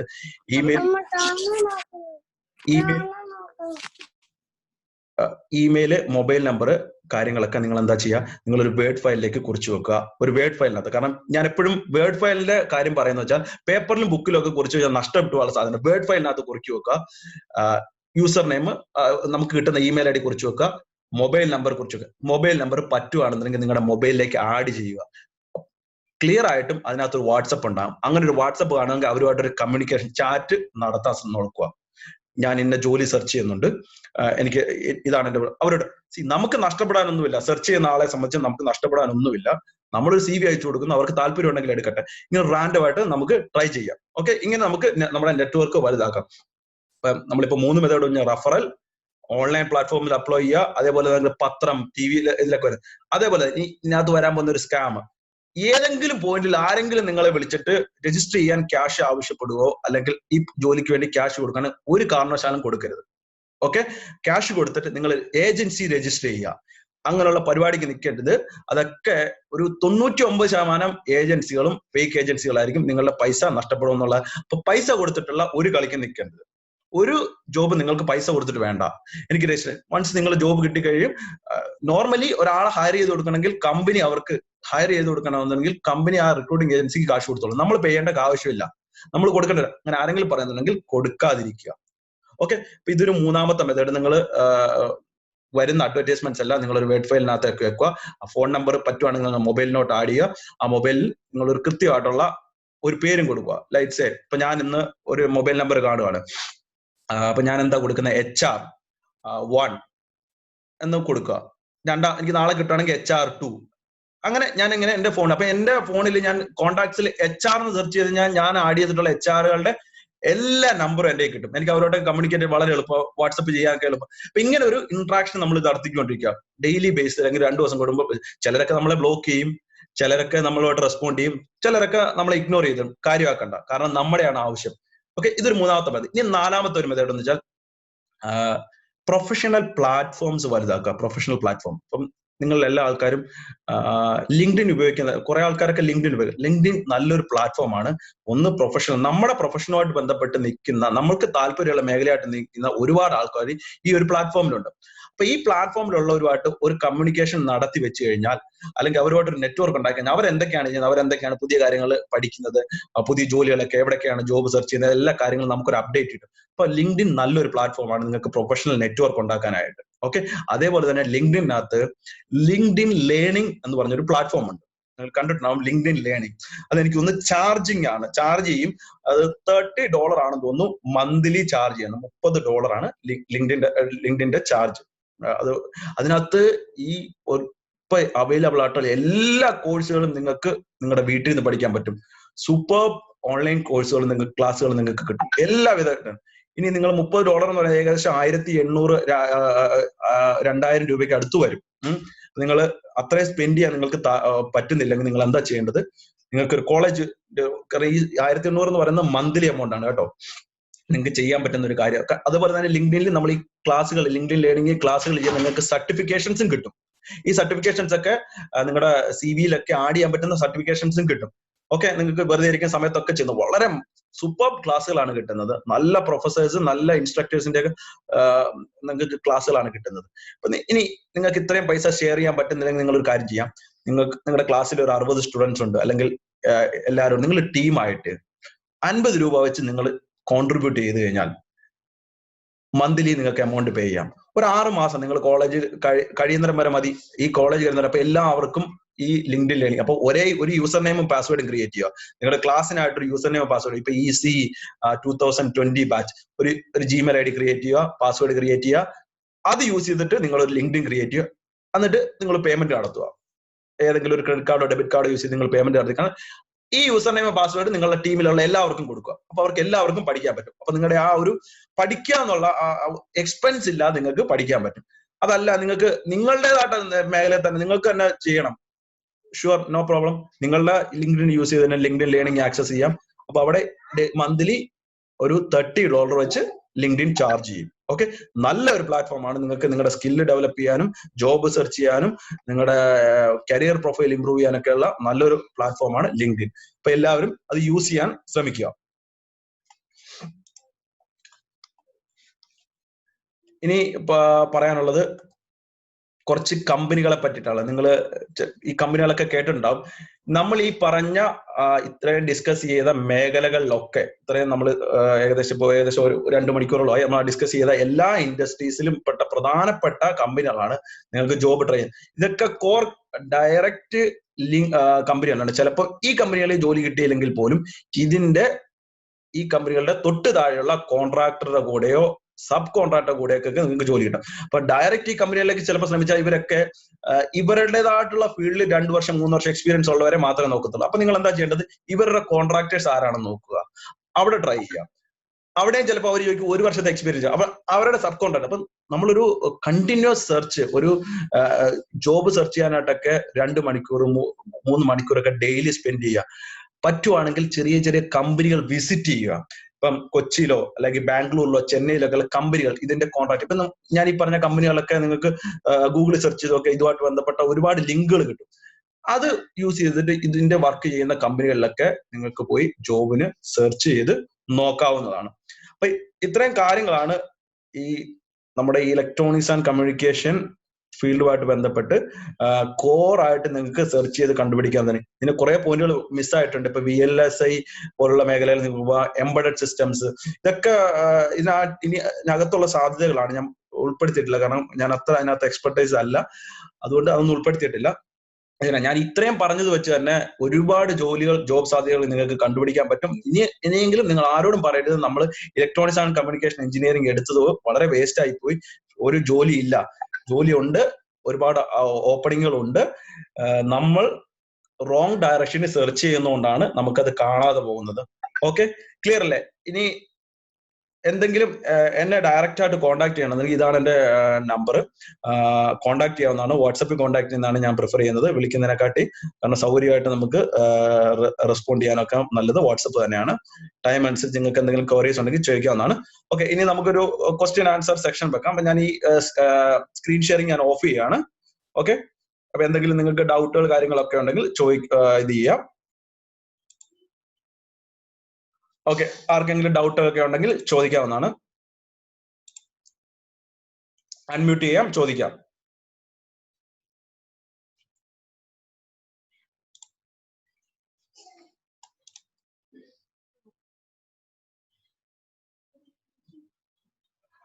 ഒരാള് അർച്ചന ഗോപൻ എന്ന് പറഞ്ഞ ഒരു സ്റ്റുഡന്റ് ചോദിച്ചിരിക്കുന്നു. അദ്ദേഹം ട്രിപ്പിൾ സ്റ്റുഡന്റ് ആണ്, സോഫ്റ്റ്വെയർ ഫീൽഡിൽ വർക്ക് ചെയ്യുന്നു.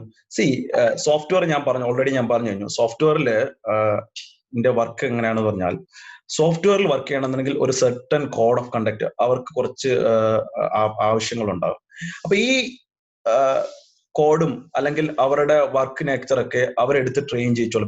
ഇപ്പൊ ഇൻഫോസിസോ കോഗ്നിസന്റോ അല്ലെങ്കിൽ TCSോ ഇങ്ങനെയുള്ള കമ്പനികളൊക്കെ അവർക്ക് അറിയാം എന്താണ് നിങ്ങളെ കൊണ്ട് ചെയ്യിപ്പിക്കുന്നത്. നിങ്ങളെ അവരെ എടുത്തിട്ട് അവിടെ ആകെ നിങ്ങളെ സെർച്ച് ചെയ്യുന്നത് നിങ്ങൾക്ക് ആപ്റ്റിറ്റ്യൂഡ് സ്കിൽ ഉണ്ടോ എന്ന് നോക്കും. ഈ ആപ്റ്റിറ്റ്യൂഡ് സ്കിൽ ഉണ്ടെങ്കിൽ അവർ നിങ്ങളെ ഹയർ ചെയ്തിട്ട് അവർക്ക് വേണ്ട കാര്യങ്ങൾ നിങ്ങളെ പഠിപ്പിച്ച് അവർക്ക് വേണ്ട രീതിയിൽ നിങ്ങളെ ആക്കും. ഇപ്പൊ നിങ്ങളിപ്പോ ട്രിപ്പിൾ പഠിക്കുന്ന ഒരാൾ, നിങ്ങൾ പഠിക്കുന്ന മോട്ടറിനെ പറ്റിയും മെഷീനെ പറ്റിയും ഹൈ വോൾട്ടേജ് ലോ വോൾട്ടേജ് ബിൽഡിങ്ങിനെ പറ്റിയും പിന്നെ ട്രാൻസ്ഫോമറെ പറ്റി ജനറേറ്ററെ പറ്റി അതൊക്കെ അവരങ്ങ് മാറ്റി വെപ്പിച്ചിട്ട് അവർ പിന്നെ നിങ്ങളെ പഠിപ്പിക്കുന്ന C programming, C++, Java, COBOL, .NET ഇങ്ങനെയുള്ള കാര്യങ്ങളൊക്കെ പഠിപ്പിച്ച് അവരുടെ രീതിക്ക് നിങ്ങളെ ആക്കിയെടുക്കും. അപ്പൊ നിങ്ങൾക്ക് കമ്പ്യൂട്ടറിന് മുന്നിൽ നിന്ന് വർക്ക് ചെയ്യാനുള്ള ഒരു സ്കില്ലുണ്ട്, നിങ്ങൾക്ക് കോഡിങ്ങിനോട് താല്പര്യമുണ്ട്, സോഫ്റ്റ്വെയർ ഫീൽഡിനോട് താല്പര്യം ഉണ്ടെങ്കിൽ ഷുവർ നിങ്ങൾക്ക് പോകാവുന്നതാണ്.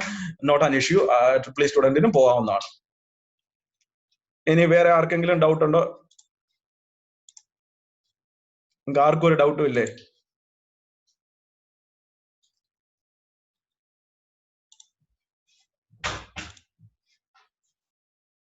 എന്തെങ്കിലും ഡൗട്ട് ഉണ്ടെങ്കിൽ ചോദിക്കാം, അൺമ്യൂട്ട് ചെയ്യാം, നിങ്ങൾക്ക് ചോദിക്കാവുന്നതാണ്. നമ്മളിപ്പോ ഇത്രയും ഡിസ്കസ് ചെയ്ത ഫീൽഡുമായിട്ട് ബന്ധപ്പെട്ടോ, ജോബ് സെർച്ചിങ്ങുമായിട്ട് ബന്ധപ്പെട്ടോ, കിട്ടാൻ പോകുന്ന സാലറിയായിട്ട് ബന്ധപ്പെട്ടോ, ഏത് രാജ്യങ്ങളിലെ സാധ്യതകളെ പറ്റി നിങ്ങൾക്ക് ചോദിക്കാം. എന്റെ അറിവിന്റെ പരിധി നിന്നുകൊണ്ട് ഞാൻ ആൻസർ ചെയ്യാൻ ശ്രമിക്കാം.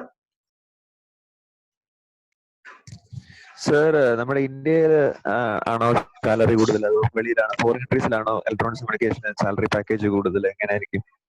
അത് നമ്മൾ ചെന്ന് പെടുന്ന ഫീൽഡ് പോലെ ഇരിക്കും. ഇപ്പം IT മേഖലയിലാണ് നമ്മൾ ജോലി ചെയ്യാൻ പോകുന്നതെങ്കിൽ നമ്മുടെ നാട്ടിൽ IT സെക്ടറിൽ വർക്ക് ചെയ്യുന്നവർക്ക് 2 ലക്ഷം 3 ലക്ഷം 4 ലക്ഷം രൂപ വരെയൊക്കെ സാലറി കിട്ടുന്ന IT ജോബുകളൊക്കെ ഉണ്ട്. അതിന്റെ പകുതി കിട്ടാത്ത electronics and communication engineer abroad work ചെയ്യുന്ന ആൾക്കാരും ഉണ്ട്. ഡിപ്പെൻഡ് ചെയ്യുന്നുണ്ട് ഫീൽഡ്. അതുപോലെ നമ്മുടെ നാട്ടിലാണ് IT ഏറ്റവും കൂടുതൽ സാധ്യത, കാരണം എല്ലാ IT വർക്കുകളും പുറത്തുള്ള എല്ലാ IT വെച്ചിട്ടാണ് ചെയ്യുന്നത്. അമേരിക്ക എന്നായാലും അല്ലെങ്കിൽ യൂറോപ്യൻ കൺട്രീസ് എന്നാലും പല വർക്കുകളും നമ്മുടെ നാട്ടിലേക്കാണ്. നമ്മുടെ നാട്ടിൽ കുറച്ച് ചീപ്പ് റിസോഴ്സസ് അവൈലബിൾ, ഒന്നും അങ്ങനെ പറയാൻ പാടില്ല, കുറച്ചുകൂടെ കോസ്റ്റ് എഫക്റ്റീവ് ആയിട്ട് ചെയ്യാൻ പറ്റും. അതുകൊണ്ടാണ് IT കമ്പനികൾ കൂടുതലും നമ്മുടെ നാട്ടിലേക്ക്. പിന്നെ ഓഫ് കോഴ്സ് ഒബിയസ്ലി വേറുള്ള ഫീൽഡുകളിലൊക്കെ ആണെന്നുണ്ടെങ്കിൽ പിന്നെ കറൻസി റേറ്റ് ഒക്കെ വെച്ച് നോക്കുമ്പോൾ അബ്രോഡ് തന്നെയാണ് കുറച്ചുകൂടെ സാധ്യതകൾ, കുറച്ചുകൂടെ സാലറി കൂടുതൽ വരുന്നത്. ഈ 2 ലക്ഷം 3 ലക്ഷം എന്ന് പറയുന്ന പെർമനന്റ് കാര്യമല്ലേ സാർ പറഞ്ഞത്? അതെ, പെർമനന്റ് കാര്യം തന്നെ. Okay sir. 2 ലക്ഷം 3 ലക്ഷം ഒക്കെ മേടിക്കുന്ന എഞ്ചിനീയേഴ്സ് ഉണ്ട്.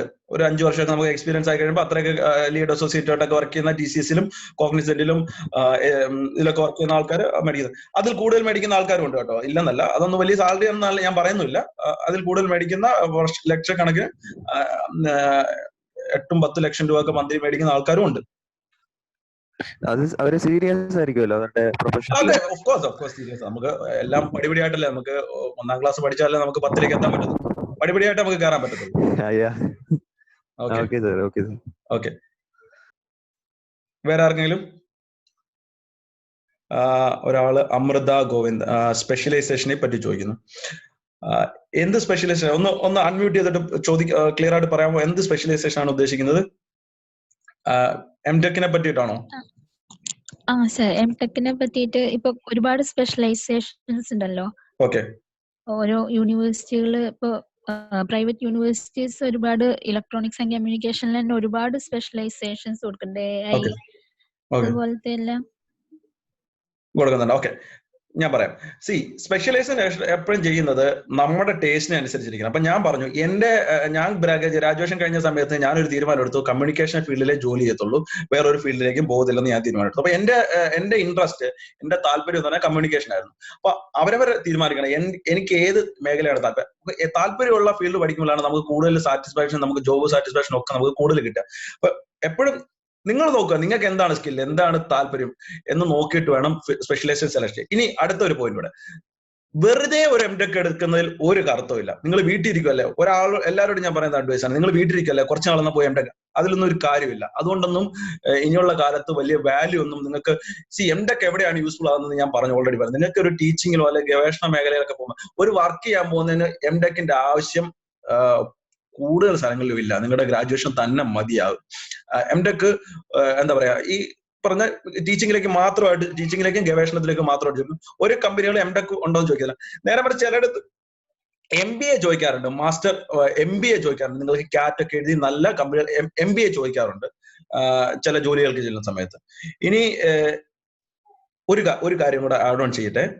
നമ്മൾ എപ്പോഴും നമ്മുടെ കരിയർ സെലക്ട് ചെയ്യുന്ന സമയത്ത്, അപ്പൊ ഇപ്പോഴുള്ള സ്റ്റുഡൻസ് ഉണ്ട്, കരിയർ സെലക്ട് ചെയ്യുന്ന സമയത്ത് ഇപ്പോഴുള്ള സാധ്യത അല്ല, അടുത്ത 5 വർഷം, അടുത്ത 5-10 വർഷത്തിന് ശേഷം എന്താണ് സാധ്യത ഉണ്ടാകാൻ സാധ്യത എന്നുള്ളത് ഒന്ന് സെർച്ച് ചെയ്തിട്ട് ചെയ്താൽ.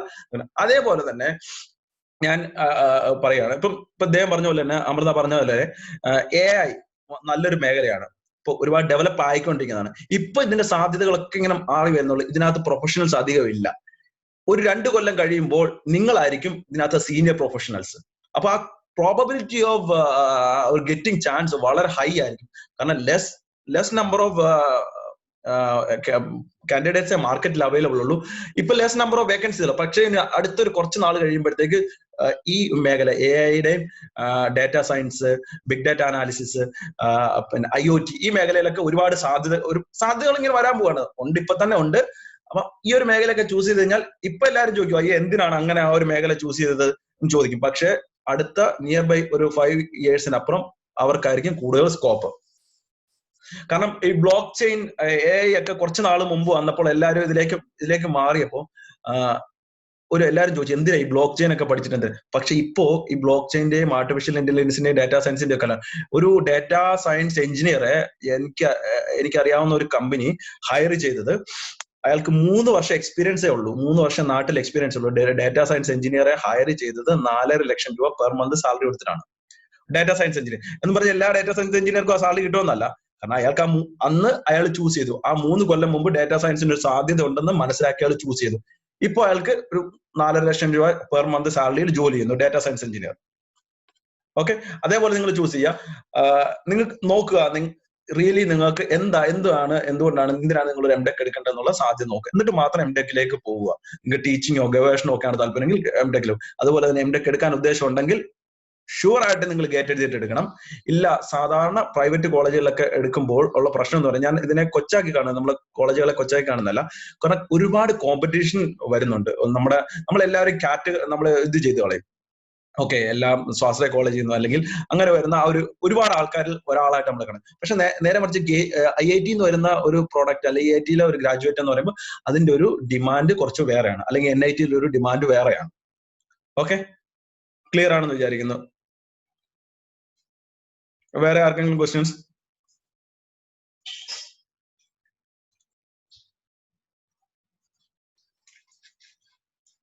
വേറെ any questions?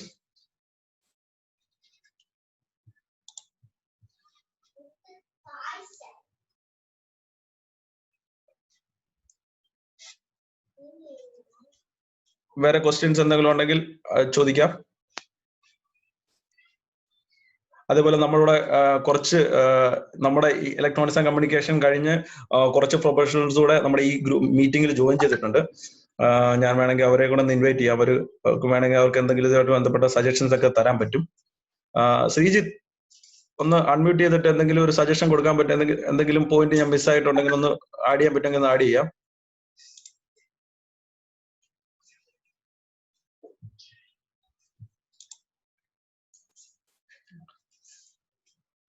Okay. Hello, good morning. എന്റെ പേര് ശ്രീജിത്ത്. ഞാനും അജ്മലിന്റെ കൂടെ തന്നെ ഞങ്ങൾ ഒരുമിച്ച് പഠിച്ചിരുന്നു. ഞാനിപ്പോ സൗദിയിൽ വർക്ക് ചെയ്യുന്നു. എനിക്ക് ജസ്റ്റ് പറയാനുള്ള കേസ് എന്ന് പറഞ്ഞു കഴിഞ്ഞാൽ, നമ്മളിപ്പോ സ്പെഷ്യലൈസേഷന്റെ കേസുകളൊക്കെ ഇവിടെ പലരും ചോദിച്ചു. അപ്പൊ നമുക്കിപ്പോൾ നമ്മൾ ഉദ്ദേശിച്ച സ്പെഷ്യലൈസേഷനുള്ള ഒരു ജോബ് ആദ്യത്തെ കേസിൽ തന്നെ ഫസ്റ്റ് ജോബിൽ തന്നെ കിട്ടണമെന്ന് ഒരു നിർബന്ധവും ഇല്ല. അത് ആ ടൈമിൽ തന്നെ നമുക്കിപ്പോ കിട്ടുന്ന ആ റിലേറ്റഡ് ഫീൽഡുമായിട്ടുള്ള ജോബ്സിൽ നമ്മൾ കുറച്ച് വർക്ക് ചെയ്ത് കഴിയുമ്പോൾ നമുക്ക് ആ ഫീൽഡിൽ തന്നെ നമുക്ക് പല പല എക്സ്പീരിയൻസ്, പ്രാക്ടിക്കൽ എക്സ്പീരിയൻസ്. നമ്മുടെ കോളേജസിൽ എനിക്ക് തോന്നുന്നു നമ്മുടെ സിലബസിന്റെ വലിയൊരു പോരായ്മ എന്ന് പറയുന്നത് ജസ്റ്റ് പ്രാക്ടിക്കൽ നോളജ് ഇല്ല. നമ്മൾ ജസ്റ്റ് ബുക്ക് സ്റ്റഡി ചെയ്യുന്നു. നമ്മുടെ പലയിടത്തും പോളിടെക്നിക്സിലെ ആൾക്കാരെ കൂടുതൽ പ്രിഫർ ചെയ്യാൻ കാരണം അവർക്ക് പ്രാക്ടിക്കൽ നോളജസ് കൂടുതലാണ്. അപ്പൊ ഈ പ്രാക്ടിക്കൽ നോളജസ് നമ്മുടെ എഞ്ചിനീയറിംഗ് ഫീൽഡിൽ ഞങ്ങളൊക്കെ പഠിച്ചത് വളരെ കുറവാണ്. അപ്പോൾ നമ്മളൊരു ചെറിയ ജോബിൽ തന്നെ സ്റ്റാർട്ട് ചെയ്യുമ്പോൾ നമുക്ക് അതുമായിട്ട് ബന്ധപ്പെട്ട് ഒത്തിരി പ്രാക്ടിക്കൽ ആയിട്ടുള്ള എക്സ്പീരിയൻസ് കിട്ടും. അപ്പൊ ആ ഒരു എക്സ്പീരിയൻസ് വെച്ചിട്ട് നമുക്ക് നമ്മുടെ സ്കിൽ സെറ്റ്സിനെയും നോളജിനെയും അതെല്ലാം ഡെവലപ്പ് ചെയ്യാൻ പറ്റും. ആ ഡെവലപ്മെന്റ്സ് നമുക്ക് പിന്നെ ഫ്യൂച്ചറിലേക്ക് മുന്നോട്ട് പോകുമ്പോൾ നമ്മൾ ഉദ്ദേശിക്കുന്ന സ്പെഷ്യലൈസേഷൻ ഫീൽഡിലുള്ള പല ജോബുകളും നമ്മുടെ മുന്നിലൂടെ വരും. നമുക്കത് ആ ടൈമിൽ നമ്മൾ അപ്ലൈ ചെയ്ത് കഴിയുമ്പോൾ ഭയങ്കര ഹാൻഡി ആയിട്ട് നമ്മുടെ പാസ്റ്റ് എക്സ്പീരിയൻസ് പറ്റും. അതുകൊണ്ട് ആരും നമുക്ക് സ്പെഷ്യലൈസേഷൻ ഫീൽഡിൽ തന്നെ ആദ്യത്തെ ജോബ് കിട്ടണമെന്നൊന്നും വാശി പിടിക്കരുത്. ആദ്യം അജ്മൽ പറഞ്ഞ പോലെ തന്നെ നമ്മൾ ട്രൈ ചെയ്യുക. കിട്ടുന്ന നമ്മുടെ ഫ്രണ്ടിൽ കൂടെ വരുന്ന എല്ലാ ഓപ്ഷൻസും നമ്മൾ ഡ്രാഗ് ചെയ്യാൻ ശ്രമിക്കുക. ഏതെങ്കിലും ഒരെണ്ണം കിട്ടും. Salary may be low at the first time, salary may be low, but as time passes you will gain more knowledge, experience. അത് നമുക്ക് നമ്മുടെ ഫ്യൂച്ചറിലേക്കുള്ള ഒരു അസറ്റ് ആണ്. അത് വെച്ചിട്ട് നമുക്ക് ആ സ്കിൽ സെറ്റ്സ് വെച്ചിട്ട് നമുക്ക് ബെറ്റർ ജോബും ബെറ്റർ സാലറി പാക്കേജസ് ഒക്കെ എപ്പോഴും ചെയ്യാൻ പറ്റും. അത് തന്നെയാണ് ഞങ്ങൾ അടക്കം പലർക്കും ഇപ്പൊ ഉണ്ടായിക്കൊണ്ടിരിക്കുന്നത്. അപ്പം ആരും ആദ്യത്തെ പെട്ടെന്ന് ജോബ് റേറ്റ് കിട്ടിയില്ല എന്ന് പറഞ്ഞ് ഡിസപ്പോയിന്റഡ് ആവുകയോ എനിക്ക് ഉദ്ദേശിച്ച ഫീൽഡിൽ കിട്ടിയില്ല എന്നുള്ളൊരു അങ്ങനത്തെ നിരാശയൊന്നും പാടില്ല. നമുക്ക് കിട്ടുന്ന കാര്യങ്ങൾ ആദ്യം ചെറിയ കാര്യങ്ങളാണെങ്കിലും നമ്മൾ അതിൽ പഠിക്കുക. നമ്മൾ ആ ചെയ്യുന്ന കാര്യങ്ങൾ ബെസ്റ്റ് എഫേർട്സ്, നമ്മുടെ മാക്സിമം നമ്മൾ വർക്ക് ഹാർഡ് ചെയ്യുക. ആ രീതി കൂടെ നമ്മൾ മുന്നോട്ട് പോയി കഴിഞ്ഞാൽ നമുക്ക് ഒരു ബെറ്റർ ജോബും ബെറ്റർ ഓപ്പർച്യൂണിറ്റീസ് നമുക്ക് ഡെവലപ്പ് ചെയ്യാം. നമ്മുടെ കരിയറിന് അത് വളരെ ഹെൽപ്ഫുൾ ആണ്. നമ്മൾ എപ്പോഴും ഒരു ജോബ് സ്റ്റാർട്ട് ചെയ്യുമ്പോൾ ഏറ്റവും ലോ പ്രൊഫൈലിൽ നിന്ന് സ്റ്റാർട്ട് ചെയ്യാം. നമ്മൾ ഉടനെ ഏറ്റവും മുകളിലത്തെ ഒരു ലെവലിൽ നിന്ന് സ്റ്റാർട്ട് ചെയ്യണമെന്ന് പറയുന്നില്ല. താഴത്തെ ലെവലിൽ നമുക്ക് ബേസിക്സ് അടക്കം എല്ലാം നമ്മൾ പഠിച്ചു വരുന്നു. അങ്ങനത്തെ ഒത്തിരി കാര്യങ്ങൾ കിട്ടും. അപ്പൊ നമ്മളൊരു മുകളിലേക്കുള്ള ലെവലിൽ എത്തിക്കഴിഞ്ഞാൽ തന്നെ നമുക്ക് ബാക്കിൽ എന്താണ്, നമ്മുടെ താഴോട്ട് എന്താണ് സംഭവിക്കുന്നത്, നമുക്ക് പല കാര്യങ്ങൾ ജഡ്ജ് ചെയ്യാൻ പറ്റും. അങ്ങനത്തെ ഒത്തിരി സ്കിൽസ് നമുക്ക് ഡെവലപ്പ് ചെയ്യാൻ പറ്റും. Okay, thank you Sreejith. 11 വർഷമായിട്ട് നമ്മുടെ കമ്മ്യൂണിക്കേഷൻ ഇൻഡസ്ട്രിയിൽ തന്നെ വർക്ക് ചെയ്യാണ്. അതിൽ 10 വർഷമായിട്ട് ഓയിൽ ആൻഡ് ഗ്യാസിലെ ഒരു ഓയിൽ ആൻഡ് ഗ്യാസ് ബേസ്ഡ് കമ്പനിയിൽ വർക്ക് ചെയ്യാണ്. ഓയിൽ ആൻഡ് ഗ്യാസിലെ കമ്മ്യൂണിക്കേഷന്റെ പ്രൊജക്ടുകൾ ഹാൻഡിൽ ചെയ്യുന്ന ആളാണ്. ഏകദേശം ഒരു സീനിയർ പ്രൊഫഷണലാണ്, മാനേജർ പൊസിഷനിലുള്ള ഒരാളാണ്. ഒരാളൂടെ അതിനകത്തുണ്ട്, ഞാൻ കണ്ടിരുന്നു. അദ്ദേഹത്തിന് വേണം എന്തെങ്കിലും ഒരു സജഷൻസ് ആഡ് ചെയ്യാം.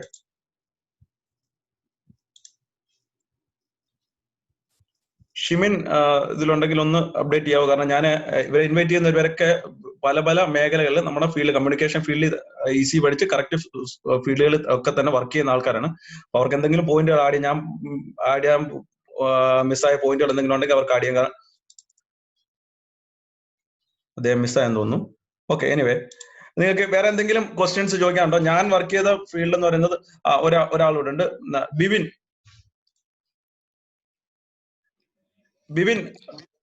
Bibin Hi, Ajmal. Hi. Hi, this is Bibin. ഞാനും അജ്മലിന്റെ ക്ലാസ്മേറ്റ് ആയിരുന്നു. Thank you for inviting me. എനിക്ക് ഒരു കാര്യം പറയാനുള്ളത്, ആക്ച്വലി അജ്മൽ പറഞ്ഞ ഒരു പോയിന്റ്, നിങ്ങൾ ഏത് ഫീൽഡിലോട്ടാണ് പോകാൻ ഉദ്ദേശിക്കുന്നുള്ളത് അത് തീരുമാനിക്കുക. Search on that career actually. So ഞാൻ ഇലക്ട്രോണിക്സ് കഴിഞ്ഞ് ഞാൻ ഡിസൈഡ് ചെയ്തത് ഞാൻ IT ഫീൽഡിലോട്ട് പോകാൻ വേണ്ടിയാണ്. I'm not interested in IT software, but I was interested in IT networking and related things. So ഞാൻ അതിൽ ഫോക്കസ് ചെയ്തു. എന്റെ ഫസ്റ്റ് ജോലി എനിക്ക് കിട്ടിയത് with a very limited package, very small salary. നാട്ടിൽ തന്നെയായിരുന്നു, പത്തനംതിട്ട തന്നെയായിരുന്നു. So I got A 1 year experience കിട്ടി. അതിനുശേഷം എനിക്ക് ബേസിക്കലി UAE ഒരു ഓപ്പർച്യൂണിറ്റി വന്നു. ഞാനൊരു ഹോസ്പിറ്റാലിറ്റി ഹോട്ടൽ ഇൻഡസ്ട്രിയുടെ IT-ലോട്ടാണ് വന്നത്. I'm proud to say actually I developed my career. Now I'm working as a senior manager for a corporate environment for a hospitality group in Dubai. So that you specialize, or you find out your interested area. That's my point. Thank you, Ajmal. Okay, thank you Bibin. Okay, Bibin വളരെ prominent ആയിട്ടുള്ള ഒരു hotel ഗ്രൂപ്പിന്റെ senior position ഇരിക്കുന്ന ആളാണ്. നമ്മുടെ core ഫീൽഡിൽ തന്നെ work ചെയ്യുന്ന രണ്ടുപേരാണ്. അപ്പൊ ഞാൻ പെട്ടെന്ന് അവരെ ചാറ്റ് ബോക്സ് കണ്ടപ്പോൾ അവരുടെ ഒരു സജഷൻ ചോദിച്ചതേ ഉള്ളൂ. അപ്പൊ ഇതേപോലെ വേറെ ആർക്കെങ്കിലും ഡൗട്ട്സ്, എന്തെങ്കിലും ക്വസ്റ്റ്യൻസ് ഉണ്ടെങ്കിൽ ചോദിക്കാം. ഇതിനെ പറ്റിയിട്ട് എന്ത് ഡൗട്ടുകൾ ഉണ്ടെങ്കിൽ ചോദിക്കാം. അപ്പം പല മേഖലകൾ വർക്ക് ചെയ്യുന്ന ആൾക്കാർ ഇതിനകത്തുണ്ട്, അപ്പൊ അവർക്കൊക്കെ ആൻസർ ചെയ്യാൻ പറ്റും. ഇപ്പോ വേറെ ഡൗട്ടുകളൊന്നും ഇല്ല. അപ്പൊ ഞാനൊരു ഗൂഗിൾ ഫോം അപ്ലോഡ് ചെയ്തിരുന്നു. നിങ്ങൾക്ക് ആ ഗൂഗിൾ ഫോമിൽ ആഡ് ചെയ്യാൻ പറ്റുന്നുണ്ടോ? കാരണം ഇമെയിൽ ID കിട്ടുവാണെന്നുണ്ടെങ്കിൽ, നിങ്ങളുടെ ഇമെയിൽ ID കിട്ടുവാണെങ്കിൽ ആ ഇമെയിലിലേക്ക് ഇതിന്റെ പവർ പോയിന്റ് ഒരു പ്രസന്റേഷൻ അയച്ചു തരാൻ വേണ്ടിയിട്ടാണ്. ആരെങ്കിലും ഒന്ന് റിപ്ലൈ ചെയ്യുമോ? ആ ഗൂഗിൾ ഫോം നിങ്ങളെല്ലാം ഫില്ല് ചെയ്തോ? ഗൂഗിൾ ഫോം നിങ്ങൾ ഫില്ല് ചെയ്തിട്ടുണ്ടോ?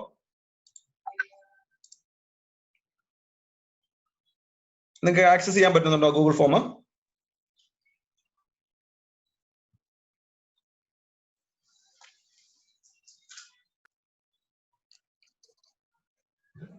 ഓക്കെ, ഞാൻ ആ ചാറ്റ് ബോക്സിൽ